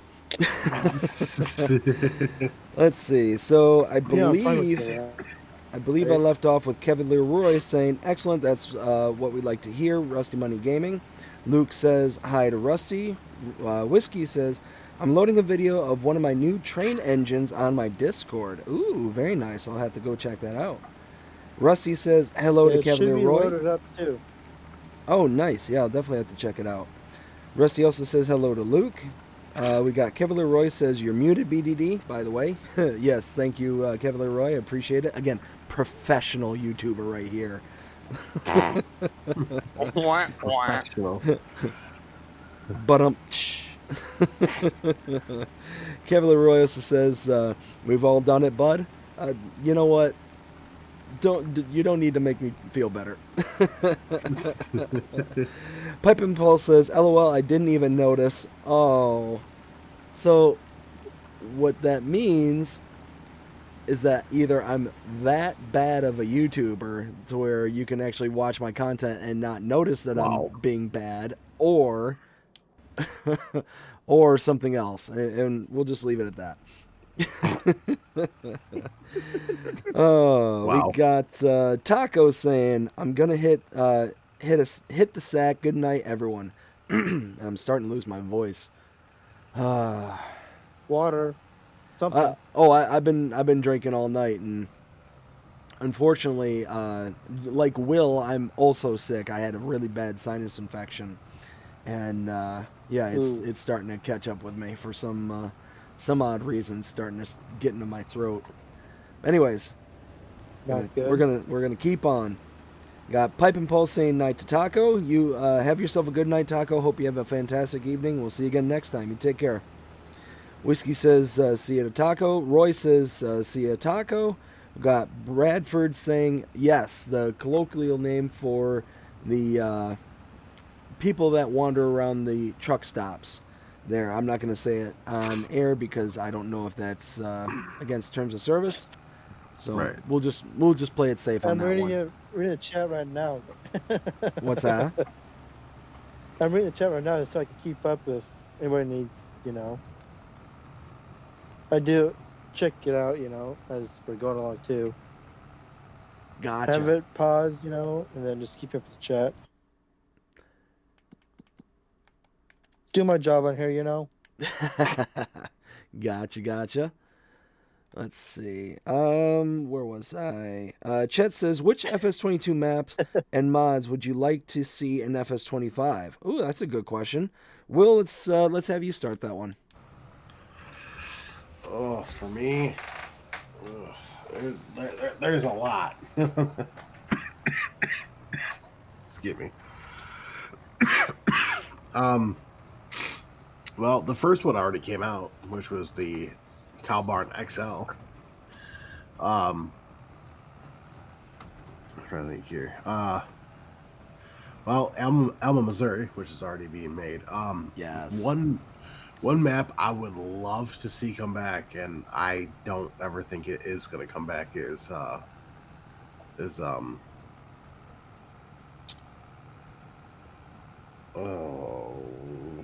this is gonna bug me now.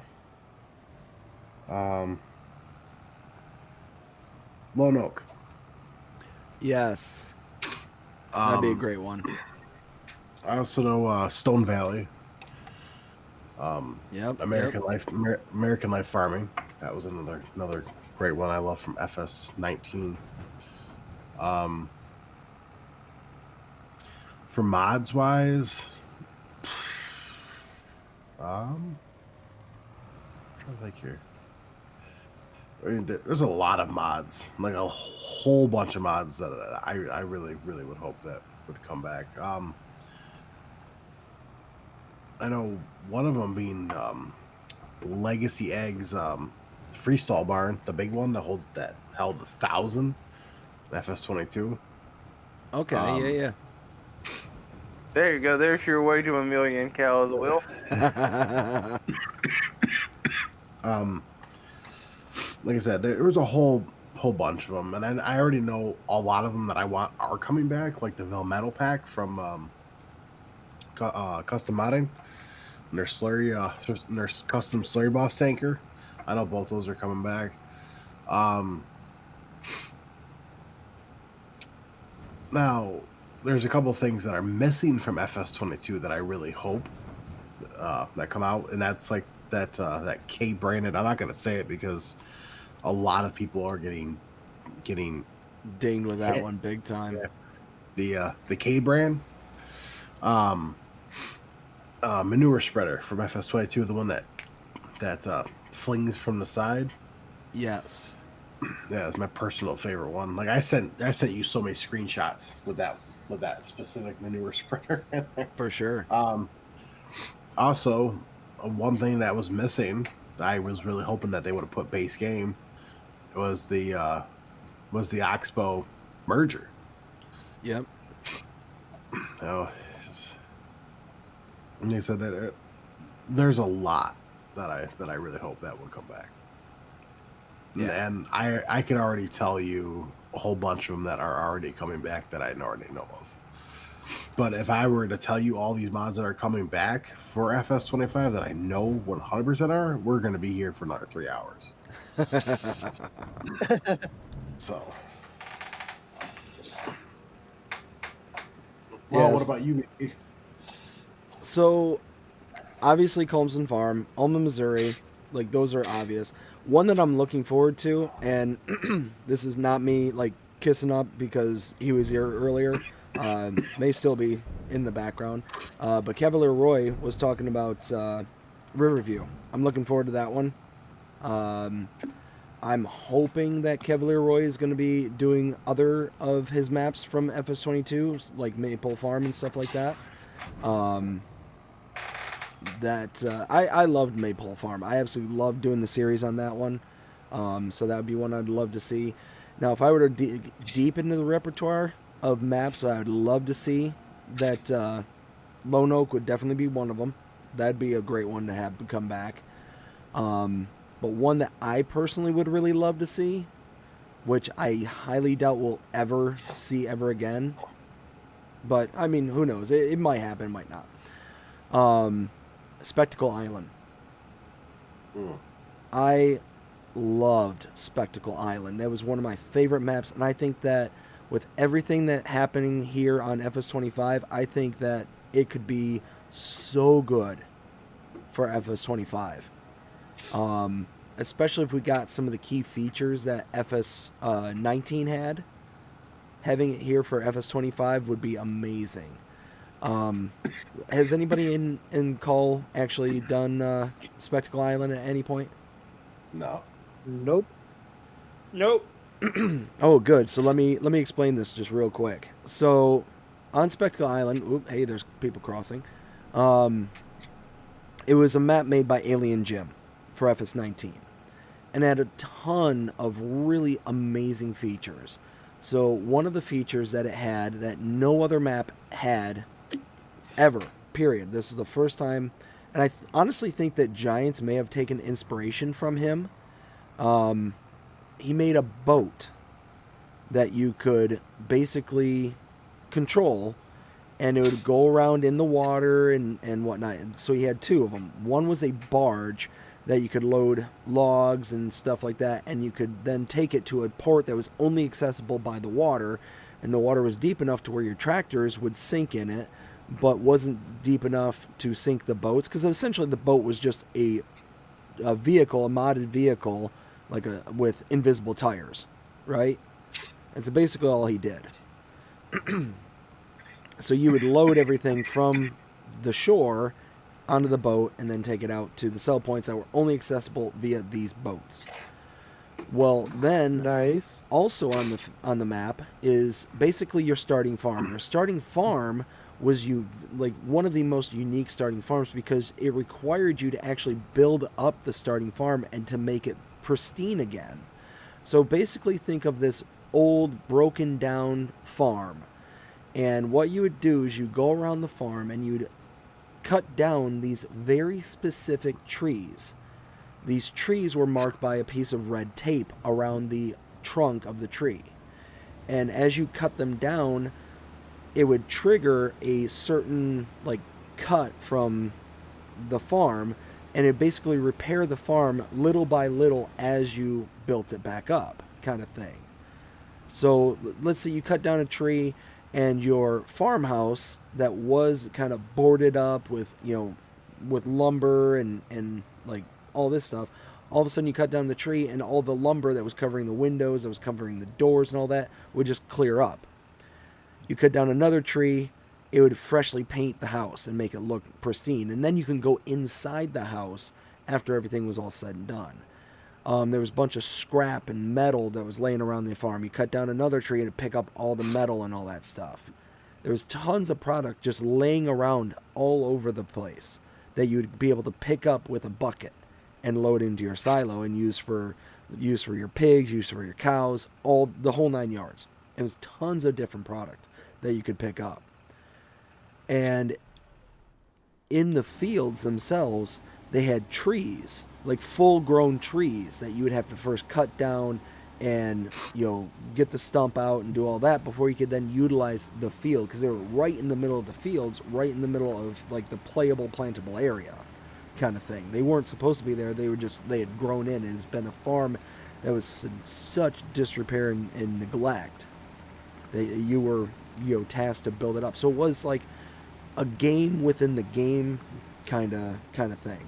There was so many different levels to this map. So it was just a really cool farm. It was a really cool layout. And to be able to get from island to island, you have to take these kind of crossings into the different portions of the islands kind of thing. And you go wading into the water. It reminded me a lot of the map that we got for 22, where it had that land bridge that would be dry and accessible during certain times of the day, but then the water would raise up throughout the day, and eventually would make it impassable, kind of thing. I forget what the map's called off the top of my head, but it was a really cool map because of that feature. But this one, it didn't raise and lower the tides. It just was the only way you could get through. It was just deep enough to where you'd be in the water, but shallow enough to where you could get through safely. But if you went outside of the designated markers in any degree, you're losing your tractor. So those are the maps I would love to see come back for 25. Mods, I mean, I want those quality of life mods to make things just a little bit easier. The CSZ pack is one of my highly top rated ones I'd love to see come back. And I hope that, I think it's DD Mod Passion if I'm not mistaken. I hope they put that one out very soon. Yeah, I don't know if that one's coming back or not. I think it is. I really hope so, because it's really only the one mod. If I got this one mod, then I really don't care about the rest of the pack. But the big bag lifter, that's the one I want. The one with the straps that you could attach to your bags. Right. It makes things so convenient, so easy to use. You can pick up 100 logs if you got the perfect weight ratio. That yeah, you can just sling them around and you're done. Like, it's so convenient. So yeah, that's the one I'm wanting to come back the most. Nice. Let's see. We got Kevin Leroy saying, "You're welcome, bud." Ken says, "Indiana Jones." Yes.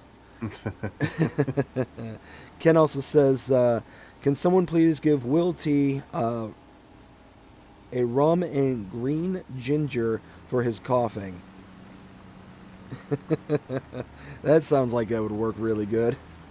If not for the coughing, then just feeling good.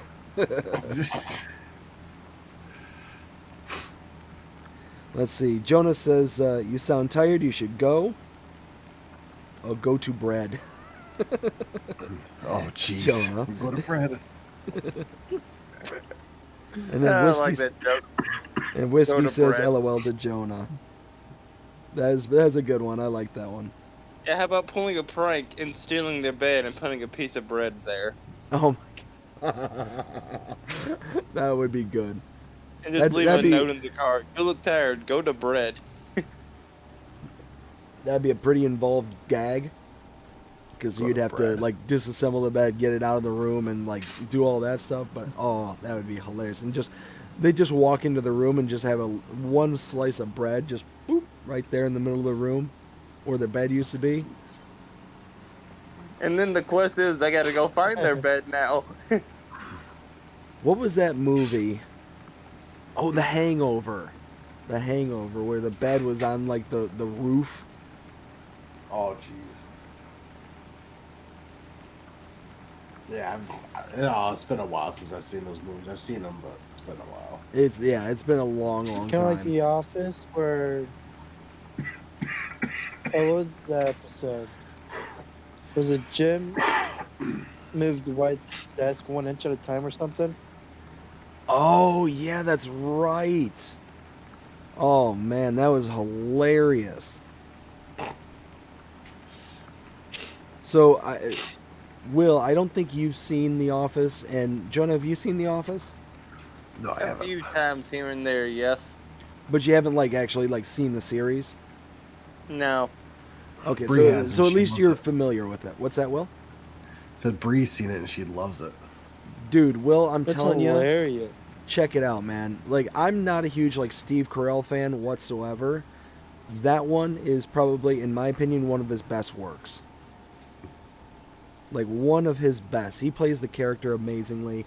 John Krasinski did an amazing job. I mean, really, everyone played their roles amazingly. It's hilarious. But, I got good news for you today. We gotta go home. Huh? It's from one of the scenes in there. yeah, wasn't that Michael? He goes bursting Yeah. in. We get to go home, but then he, like, throws it off on... like, he changes it right at the last second. So, anyways, It's hilarious. it is hilarious. I'll give you a quick breakdown of the show. So, Steve Carell plays Michael Scott. Michael Scott is like the boss of this paper company, and what he's like the most oblivious man in the world, even more oblivious than I can be, and like he has no social cues whatsoever. He doesn't understand social situations, and he's one of those kind of people who just wants to be loved. Like that's really all he wants, is he just wants to be loved. Wants friends, and he wants like people to like really be there for him, kind of thing. But he's the boss of the office, so he's in this very weird situation where he wants to be loved. Wait a second. What? The Office returns 10 new episodes in November of 2024. Really? Yeah. 2024. That was last year. That's weird. I'm gonna have to look that up. So, anyways, so Michael, he just wants to be loved, but he's the boss, so he's in this weird situation where nobody wants to be around him, kind of thing. Because he's the boss. People don't want to associate with the boss. John Krasinski plays just a paper salesman, kind of thing, but he's like the kind of good-looking slacker of the office, to where he's there and he does his job, but only just, kind of thing. Dwight is played by Rainn Wilson, and Dwight is like this real stick in the mud kind of character, but he's like very like straight-laced, very like no nonsense kind of character, kind of thing. And John Krasinski's character is his basic motivation is to just sit there and torture Dwight at any way he possibly can, because Dwight is just such a stick in the mud. He's just one of those kind of people that you just love to hate almost. Like he's just so unlikable that you just want to see them kind of not suffer, but just be the butt of the joke, kind of thing. So John Krasinski's always playing these Pretty good at practical. it, too. Oh, he's really good. Plays the character really well. But John Krasinski just goes out of his way to do all these types of pranks. Like the opening show, the very first episode, is John Krasinski's character puts Dwight's character, like the character Dwight, his stapler inside of a thing of Jell-O. Oh man. That's like the very first thing that he gets. So he's looking at his desk, and all of a sudden he opens it up his drawer, and he's like, gosh darn it! And he slams this big old thing of Jell-O, and he's like, Michael, you put my stapler in Jell-O again. It's just like that kind of like running kind of gag that goes on from there. But Michael Scott, like I said, he's very oblivious, so he gets himself into a lot of trouble because of how oblivious he is. Like, again, he's somebody who has no social cues whatsoever. So he'll sit there and, unknowingly will say something that's, very, like, I don't want to say racist, but racial. And like he's just so oblivious to what he's saying that he's not trying to be mean or rude about it, but it's just like kind of just comes out. Like I said, just oblivious. Then there's Stanley, who's like the resident grump who just is there to be there, and he doesn't want to be there, so he's always grumpy, he's always very short-tempered kind of thing. But he's just like lazy. He's always taking naps in the office and whatnot, and so on and so forth. There's all these like tangential characters and whatnot, and it's just an absolutely hilarious show. Like, I know a lot of people are like, oh well, I can't watch it because I work in an office and it just hits too close to. No. Watch it. It's hilarious. It is one of the funniest shows, and one episode in particular is just so, how do I want to say it? it's so bad that I don't even think they can show it on modern TV anymore. And this isn't like a show from like the 50s or anything like that. Like it was only a few years old. Oh, jeez. It's hilarious. It's just absolutely hilarious. I'll definitely have to check it out. You should. All right, guys. Well, it is almost 1 o'clock in the morning for me here. It's 12:50. It's almost 10 o'clock for me. Well, this has been a lot of news. A lot of mods were just announced, right? Oh my goodness. Yeah, it's Monday. WillT, where in the mods at? Oh, well, I mean, I won't know until like 9, 10 o'clock. That's usually when they drop. So. Why aren't they dropping now? Right. Well, Come on, Giants. It's technically Monday by default. Get in the office already. They should have been in the office at midnight. You are so impatient. Well, here's the thing: is aren't they in Germany before Christmas? Yeah. Yeah. So aren't they technically in the office right now?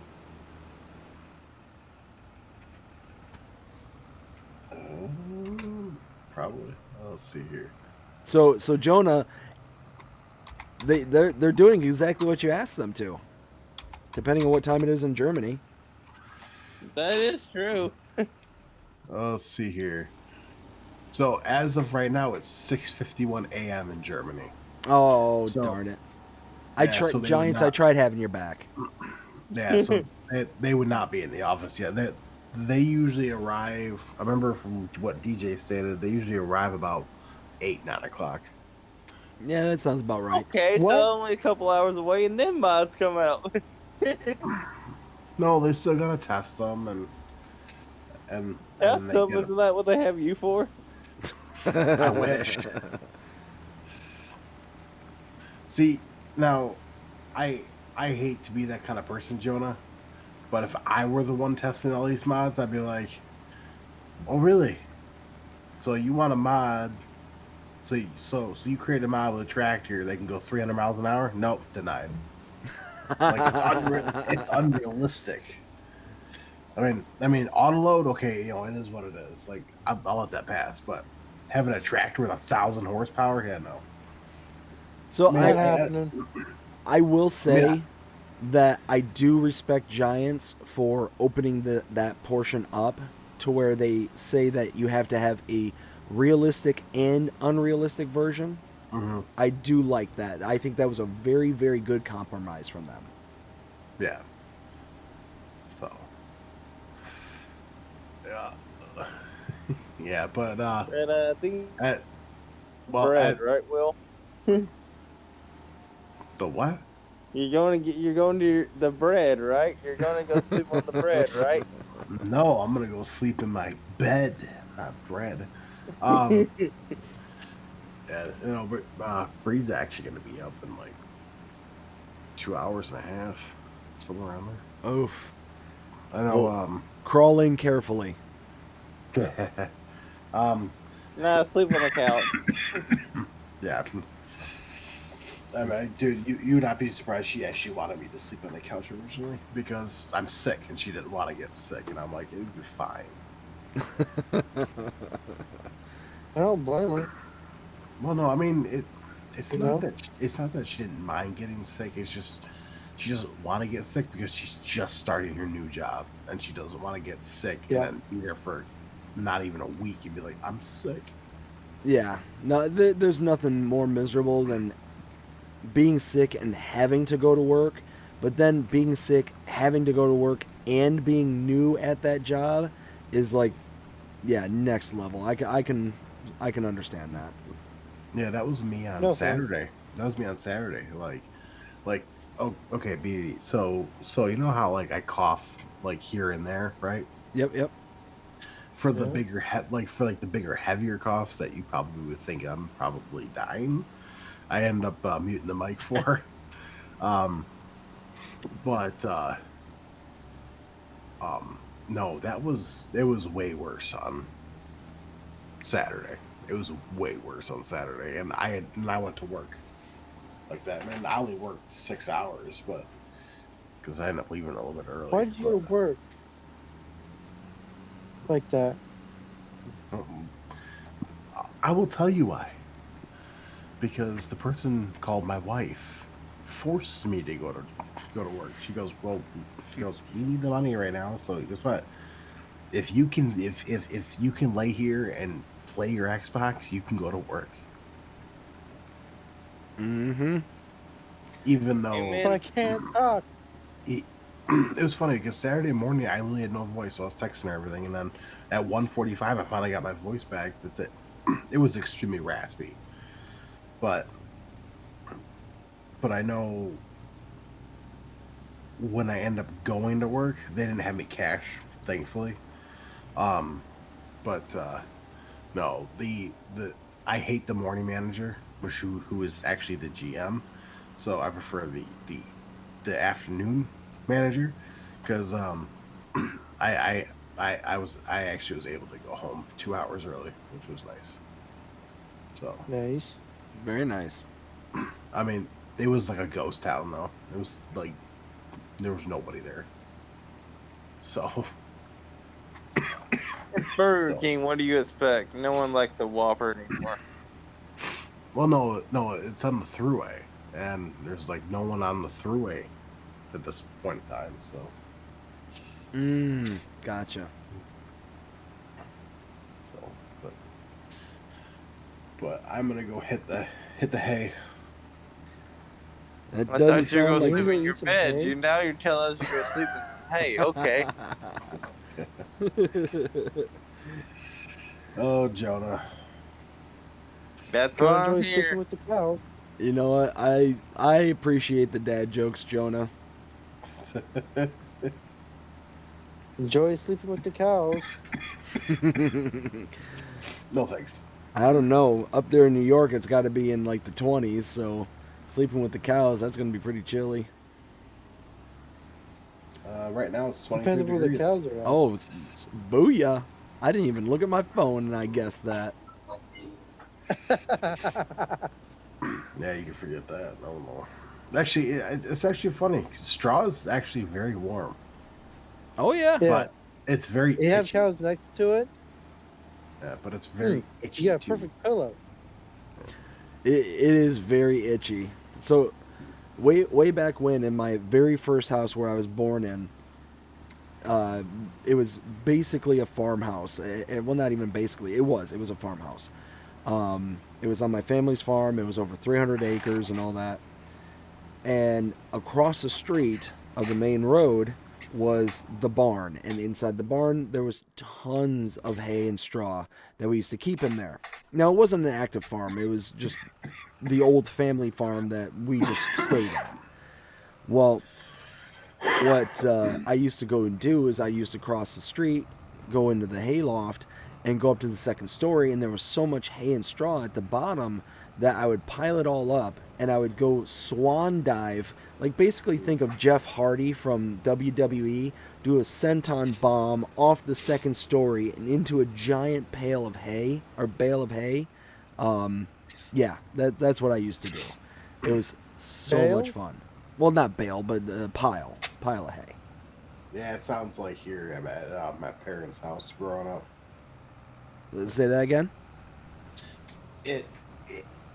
So when I lived at my parents, and well, there was a barn there and we were cleaning it all out.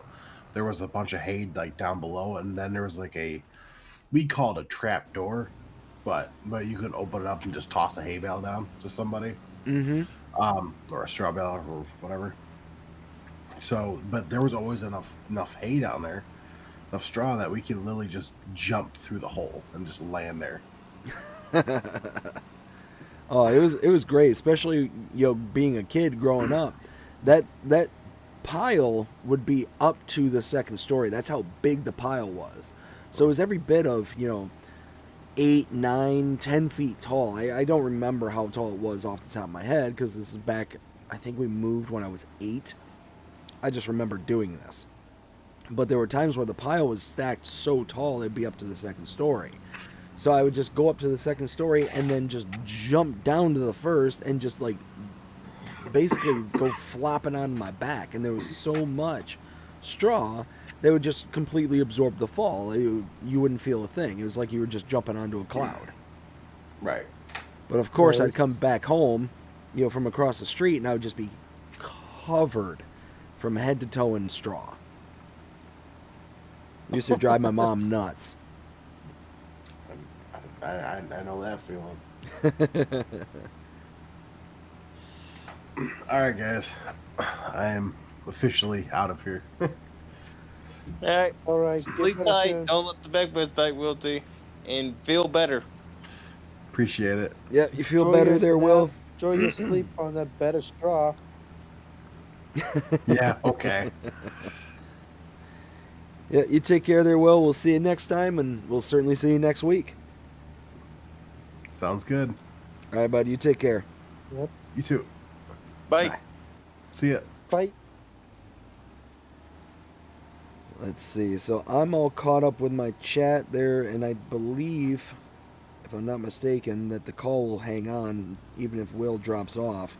So let's see. As far as I know. Yep. So it looks like we're still in the call. I'm not going to be on for too much longer. Maybe take one more trip over to the sell point because, yeah, this is almost full.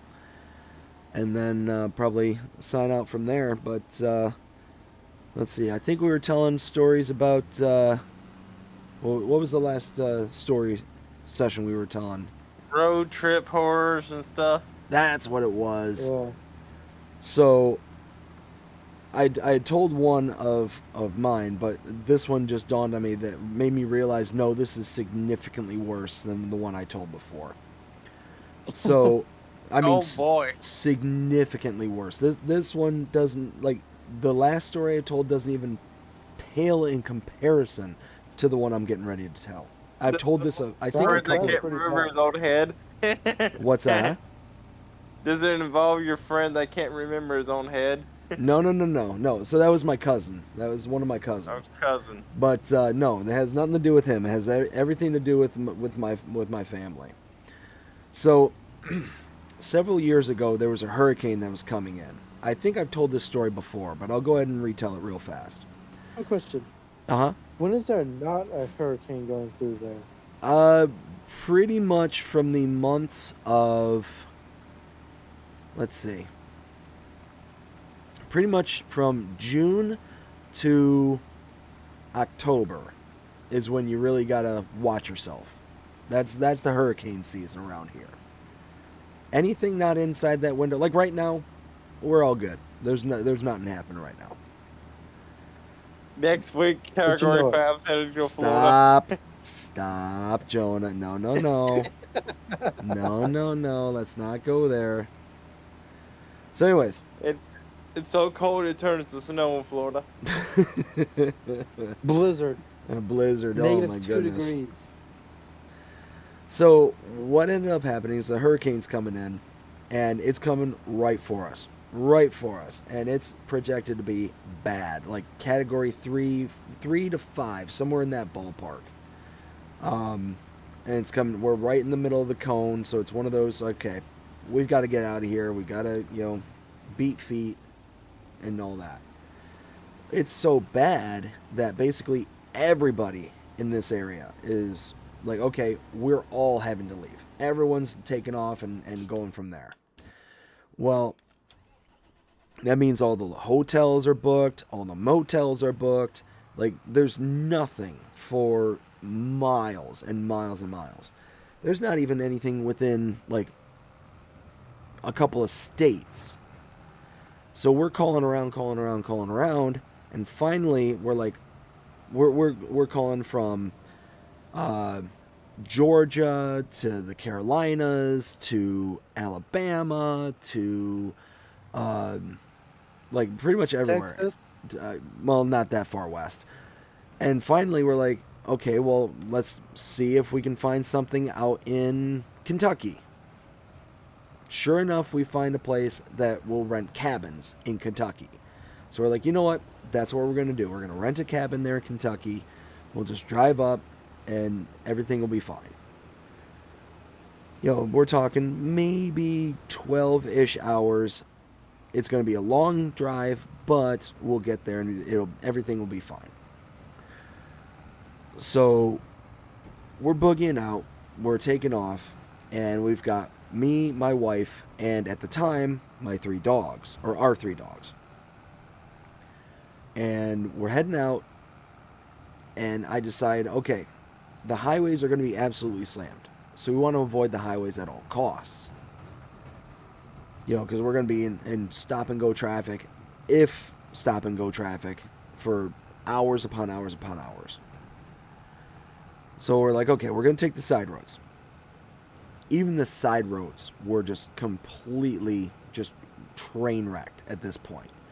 Completely backed up. There's no movement whatsoever. And at the time, we owned a 2003 Jeep Liberty.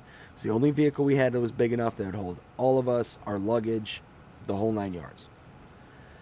So we're in stop and go traffic, and we get all the way up to almost to the panhandle of Florida. Like we're several hours away from our house, but we're still in the cone where we're at, and we're in the car.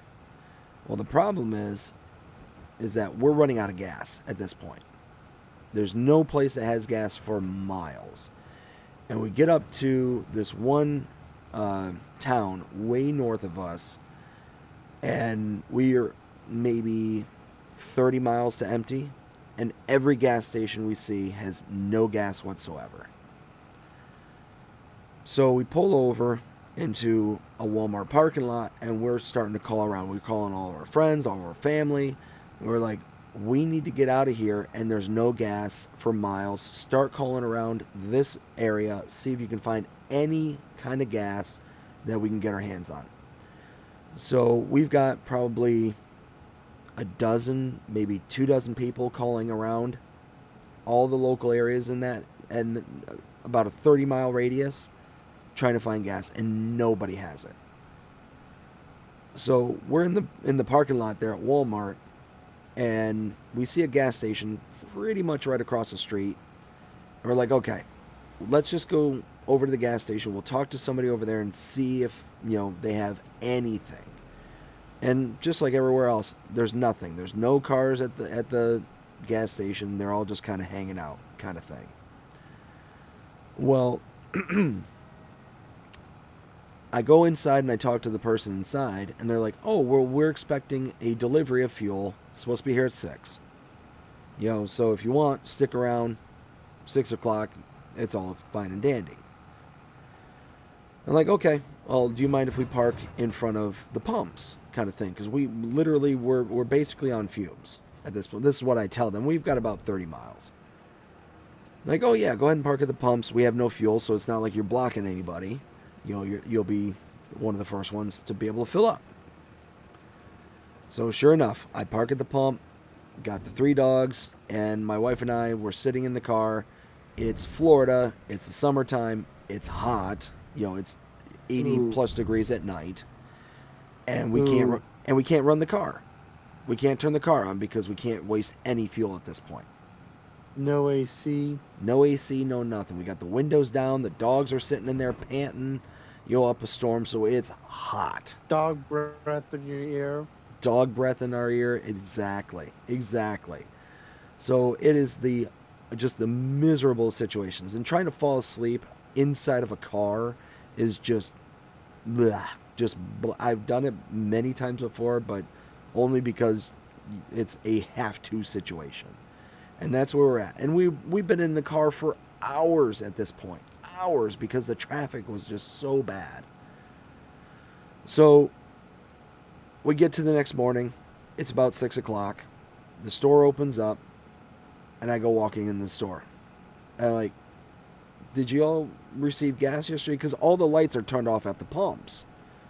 And the person who is now there is like, no, we didn't receive a shipment yet, but they should have been here at 6, so they might be backed up and they might be behind, kind of thing. So, hang out for a little bit and see if they show up. I go back in about 30 minutes later, and it's like, hey, have you heard any updates? You know, are you getting your shipment and all that? And the person looks at me and they're like, no, I just received a call. We're not getting the shipment. They canceled the order. I'm like, oh, that sucks. So I'm calling around. That's great. Yeah, I was so mad. Because at that point we committed to just being there and just hanging out. Yeah. To where we could have been on our phones trying to figure out where to go, what to do, and all that. So I'm calling around again, seeing if any place in the area within a 30-mile radius. And it turns out that there's a Love's gas station that was about 26 miles away. So we're talking maybe at best in a 2003 Jeep Liberty telling me that it's got 30 miles in the tank, trusting that 30 miles is legitimate, you know, maybe having 4-ish miles to spare. Maybe. So they tell me, yes, we got fuel. Yeah, if we're lucky, exactly. So I called them up. They're telling us we've got tons of fuel. We got delivery this morning. No problem. You know, come on. You'll be fine. And I'm like, do you have any lines or anything like that? Like, is it like around the corner? And they're like, no. You know, there's, you know, people are at the pumps, but it's like no lines, no nothing. Don't worry about it. I'm like, okay, not a big deal. So we start driving, and the GPS is telling me, okay, take this way. It's going to be, you know, 26 miles this way, but the traffic isn't bad, but it's enough to be like, okay, if this starts getting to be stop and go, we're not making it. So I see that it's saying go this way. So the first one was 26 miles, the next one's 28 miles, and it's telling me go this way as a detour, and it's going to be around the same amount of time. So like, okay, it adds 2 miles, it's going to be really pushing it, but the traffic is clear this way, so it's telling me that if you take this way, it's basically going to be the same amount of time, kind of thing. So, long story short, I'm like, okay, let's take this side route. Let's take the other way because it may actually work out better to our advantage because it's not the main road. Mm-hmm. So my wife, she's like, okay, go ahead and take that way. I'm like, you know, if I'm wrong, you know, one of us is walking. And she's like, yeah, you are. She's like, yeah, probably. So we turn off the main road and we start driving, and maybe about a mile down the road, I see the small little Marathon station, just an itty bitty little store, maybe 3 or 4 pumps outside. And I'm like, wait a minute. There's people gassing up. Wait a minute. Something dawns on me. It's so small, there's no diesel. They have to have some kind of fuel. Like, whether it's premium, whether it's, you know, mid or regular, they've got to have something because there's no diesel there. So I pull in, and sure enough, they've got like full tanks on premium. I'm like, yes! So I fill up the car. You're not supposed to put in premium into a non-premium engine, but you can in an emergency, and I did because it was an emergency. So needless to say, I put in my 97 Jeep Grand Cherokee 87. Say that one more time. Yeah, I put fuel, my Jeep. Uh-huh. I put 87 in there. Yeah, that's what, the mid-grade? Stuff like that. Yeah. Just 87 is all I know. Or no, wait, 87. No, 87's the low octanes. It's the lowest one. Yeah. I think it's 91 is mid, and then 93 is the high octane. Yeah. Yeah, so they had 93 that was available, and that's what I did. And I'm like, you know what? YOLO at that point, because it's either that or potentially not even make it. So, and that's what we did. We filled up, and you better believe I cranked the air conditioner at that point. My wife looks over at me like we were like 10 miles down the road at this point. She's like, "I'm cold. Can we please turn the dial?" I'm like, "No, you touch that. You touch that, I'm gonna have to break your fingers or something." It's like, I've been sweating all night for like 6+ hours. I like find a blanket, find a sweater, find anything and everything to keep you warm, but that AC is staying on. And she's like, My "Oh, AC you just roll down the windows. oh no, no, no, no." At that, because My AC. well, see, here in Florida, it's not so much that it's hot. The heat sucks. Yeah, I'll 100% say that. But what gets you so much worse than the heat down here is the humidity. The heat Ooh. paired with that very sticky, humid. And I'm sure you understand what I'm saying, because up there in the northeast or northwest, I'm sure it's very humid out there as well. But Sometimes. yeah, but the difference is that the humidity paired with that heat, it's like being in a sauna that you have no reprieve from. Lovely. So yeah, it's one of those where, opening the window isn't as comfortable. It's very uncomfortable. So AC or bust. So yeah, needless to say, when it was all said and done, I was just thrilled to have air conditioning again, and it was cranked going down the road. I bet it's probably pretty nice too. It was so nice. It was, and that actually leads to the follow up to this story. So after this was, like I said, this was the worst road trip I've ever been on in my entire life, because we're going out of necessity, and just all the hustle and bustle, like it just wasn't great. It just wasn't great. And the worst part about all that is when you're running from a storm like this, you don't know if you have anything that you're coming home to. You know what I mean? So that's like always in the back of your mind of, what if we come home and the home isn't home? Kind of thing. So when we get up there, like I said, we rented a cabin up in Kentucky. So we're driving hours and hours and hours to get up there.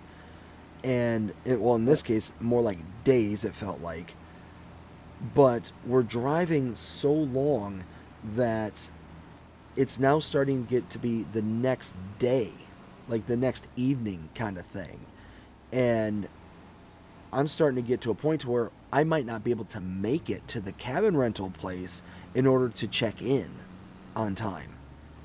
So I'm getting them on the phone, and I'm calling them like, "Look, we're running from the hurricane, and I'm trying my best, but we're running into traffic. It's like bumper to bumper. We got caught up in traffic in Atlanta. We got caught up in traffic every couple of miles. We're just hitting traffic all the time because everybody's leaving. Everyone's leaving the state of Florida, it felt like." Yeah. So I'm calling them up. I'm like, "Please, I cannot sleep another night in my car. Please, can you stay open?" Or like my GPS is telling me that we're gonna be there like with 30 minutes to spare, but just in case, like, can you please? I'm like, "Oh yeah, we still got we got closed down procedures and all that stuff. Don't worry about it. And worst case scenario, we'll leave you a key. You'll be able to check in the next day, kind of thing. We have a Dropbox. We can give you the code, and you can like do everything from there." Because we already paid for it and all that. We just need to get the key and all that and directions to get there. So they're like, "We can put in the Dropbox and we can do all this stuff." So they're very, very accommodating kind of thing. But I guess it was really cold that night. So what ends up happening, according to them, is that their Dropbox freezes shut. Like it gets it shrinks in such a way that it doesn't freeze. Like it's not because of the water and frozen. It warps kind of thing. So like, you really, really ought to try to get here before we leave, because there's no guarantee you'll be able to get into the Dropbox. We've had complaints about being able to access this Dropbox. So I'm like, "Look, it's saying that we're going to be there like 30 minutes before you all close. Please, like, we're desperate at this point." And they're like, oh yeah, and there was the most nicest, awesome person I've probably ever talked to in my entire life. They were so accommodating to us. They like, oh man, you're running from the hurricane. Oh, well, I understand. We'll hang out. We got plenty of stuff that we got to do around here before we close. So even if it's past, I think it was like 11 o'clock that night, we still got to be here until 11:30, 12 o'clock. So one of those, like, if you show up late, just knock on the door. We'll answer. Don't worry. They're like, oh, thank you, thank you, thank you. Well, of course, we ran into traffic, and the worst part about it is that it's in the middle of nowhere, Kentucky. Cell phone signal was not a thing. So thankfully, I was smart enough to download the maps beforehand, but even with the downloaded maps, it was really touch and go as to how to find this place. And it was even worse trying to find the actual cabin rental place, because at that point, there's no cell phone signal whatsoever. And at that point, I had a Google phone.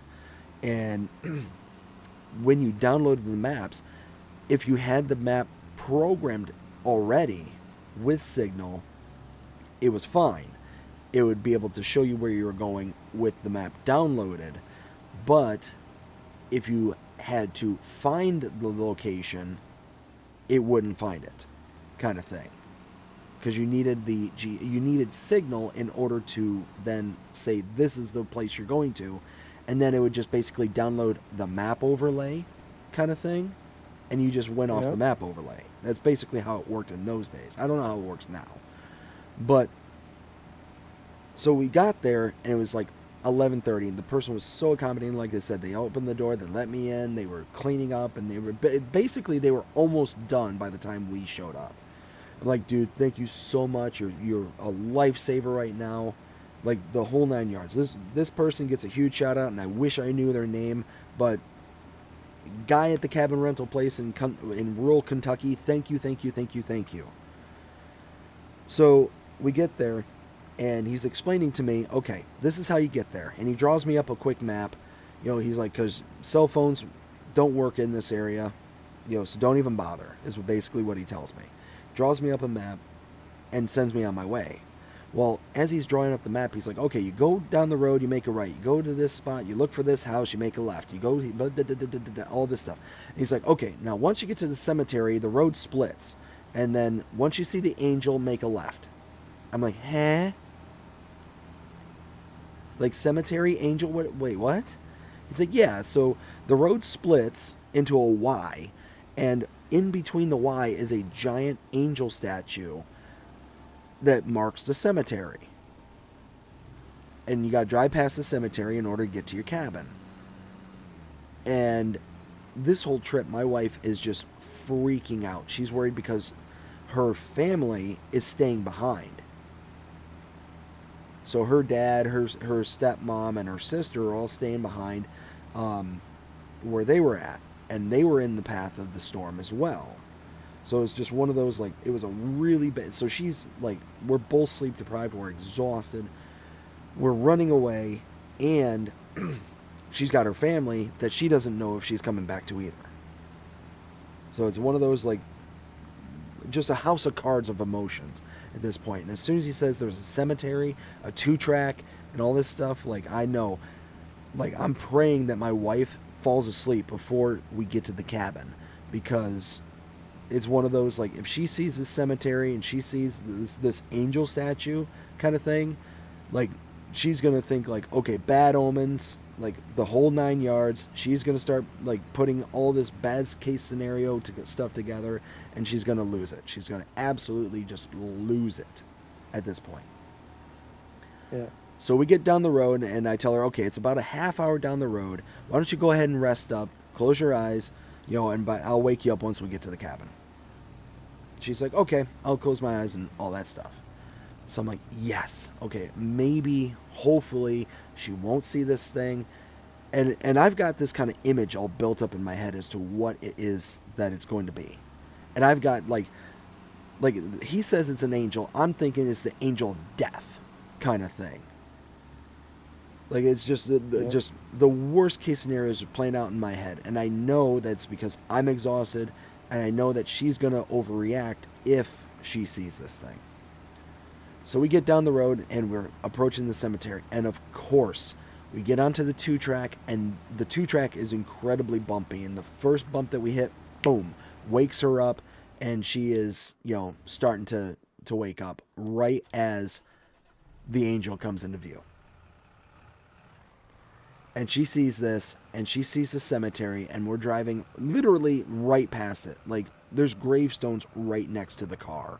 That's how on top of the cemetery we are. We're basically going through the cemetery, is how this road was laid out. Boy. It was bad. It was really, really bad. And as soon as she wakes up and she sees this, she's greeted with this giant angel statue. And she's like, where are we? I'm like, we're almost to the cabin. And she's like, why are we driving past a graveyard? Why are we here next to a cemetery? It's like, we just got to pass by it. It's not a big deal. It's just, this is where the place is. And she starts losing it. She's like, this is a bad sign. This is like, blah, blah, blah, blah. And she's just losing it. And we're going like out in the middle of nowhere in the woods. Like, I don't know where we're going. She doesn't know where she's going. The whole 9 yards. It's bad. And we're just going down this 2-track, and it's getting darker and darker, and no sign of life anywhere. And I will say this: when the sun came out the next morning, it was way less intimidating than it was just pulling in there at night. But again, all these kind of emotions running high and all this stuff, it's just bad. It's just really, really bad. So we finally get to where the cabin is. Finally get there, and it's just so dark, and there's one light at the cabin, and there's this building next to the cabin, and it's just a really weird looking building. Like, it's out in the middle of nowhere. There's like pitch darkness and nothing but trees, and that's it. Like, it's just we can't see anything. There's nothing for miles, it seems like. And all we have is this one light, this one yellow light that's supposed to be one of those bug lights. Like, you can't, like, it doesn't attract the bugs to it kind of thing. Oh, yeah? So it's very weak, very low kind of thing. And that's the only thing we can see. And I get up to the cabin door. I open it up. I turn on all the lights. My wife locks herself in the car because she thinks like something really bad is about to happen to us. And I go and turn on every single light that is inside the cabin, outside the cabin, and it's barely any lights getting outside of the cabin because it's just so dark. It's like, if you've ever been out in the middle of the woods at night, it's a different level of dark. Like, outside of a town, outside of a city, it's dark. You can't see your hand in front of your face dark. And the lights from this cabin is not helping whatsoever. Like, we're in the driveway, which is right next to the cabin, and I can't see inside of the car from all the lights being on. And like I said, it's like bright as bright can be inside. But to my wife, to myself even, it's like we're walking into a horror movie at this point. So my wife looks at me and she's like, I'm not going to be able to stay here the whole week. She's freaking out. Sleep deprived. She's basically been up for over 24 hours, maybe even closer to 48 hours at that point. She's worried about herself. She's worried about her home. She's worried about her family. She's like, I need you to stay awake. She's saying this to me. I need you to stay awake. I need to fall asleep first, knowing that you're awake, that you're going to be like vigilant and on guard. And I need you to find a different place to stay. I'm like, okay, I'll do all that. I didn't even argue with her whatsoever. Because it was one of those, I knew it was just not going to be a fruitful discussion at that point. Just make her happy and figure it out from there. So, it was fine. Once the sun came out, it was gorgeous. It was one of the most beautiful cabins I've ever been in.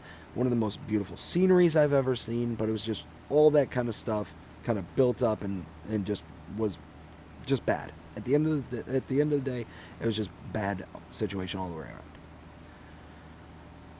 So that's how everything kind of worked out. We got a different hotel. It was somewhere there in Kentucky. I think it was like a Days Inn or something that would take all the... No, it was a La Quinta. was La Quinta. They took all the dogs. It was fine. Nice. Well, then the trip back. Apparently, everybody decided to come home at the same exact time as we did. Now, when I tell you that I don't think I've ever been more mad behind the wheel of a vehicle, I don't think I've ever been this mad in my whole life than I was driving home. And when we got to Atlanta, it took, I think we were in Atlanta, like Atlanta proper, about 8 hours just sitting in bumper to bumper traffic, not moving an inch for who knows how long of time spans. And it was like this basically from north of Atlanta until we got into Florida, about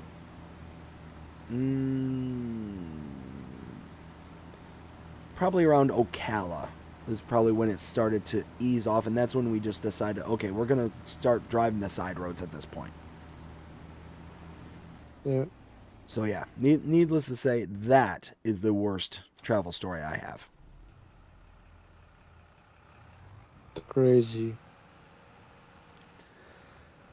Let's see. So I do not have any other chats or anything like that in the comment section going on so far. And it is 1:30 at night. Like Will, I'm exhausted. I'm considering going to bed. I'm so tired. Yeah, same here. But Whiskey, do you want to give yourself any shout outs before we take off? Sure. I'll be doing a live stream at some point. Yeah, not sure when. Sorry, Yeah. say that again.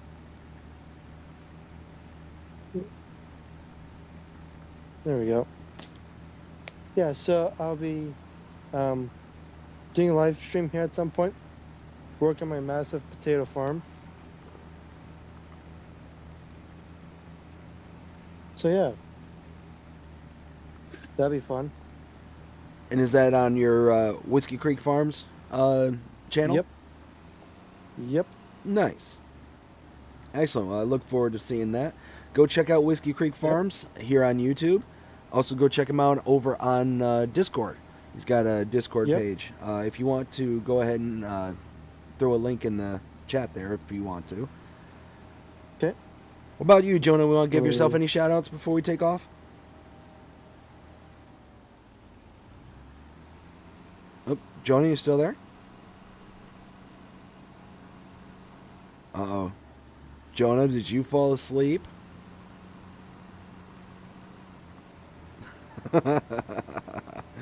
Okay, so I see he's still on the call, so Yeah, just check it too. He's still on the call. well, I'll tell you Must what. have fallen asleep like you were saying. He went to bed. Yeah. I'll tell you what. Go ahead and give Rail Fanning Jonah a follow over on his channel here on YouTube. Again, Rail Fanning Jonah. He covers all sorts of different train-related stuff over on his channel. So if trains are your business, go ahead and check him out. Let's see. Can I shared his link earlier. Oh, did you share his link? Perfect. I was getting ready to do that myself. So yeah, check out the link in the chat from earlier. Go check out Rail Fanning Jonah. And my Discord is in there too. Oh, perfect. Yes, thank you. All right, well, I think that is where we're going to leave off AgriBusiness Tonight here on January 5th. I hope that everybody enjoyed it. If you did, please show me by liking, sharing, subscribing, following, commenting, doing all the things the algorithms enjoy you doing. It shows you're engaged with this channel, enjoying the content. And that being said, I hope everybody has a fantastic day. Take care. Yeah.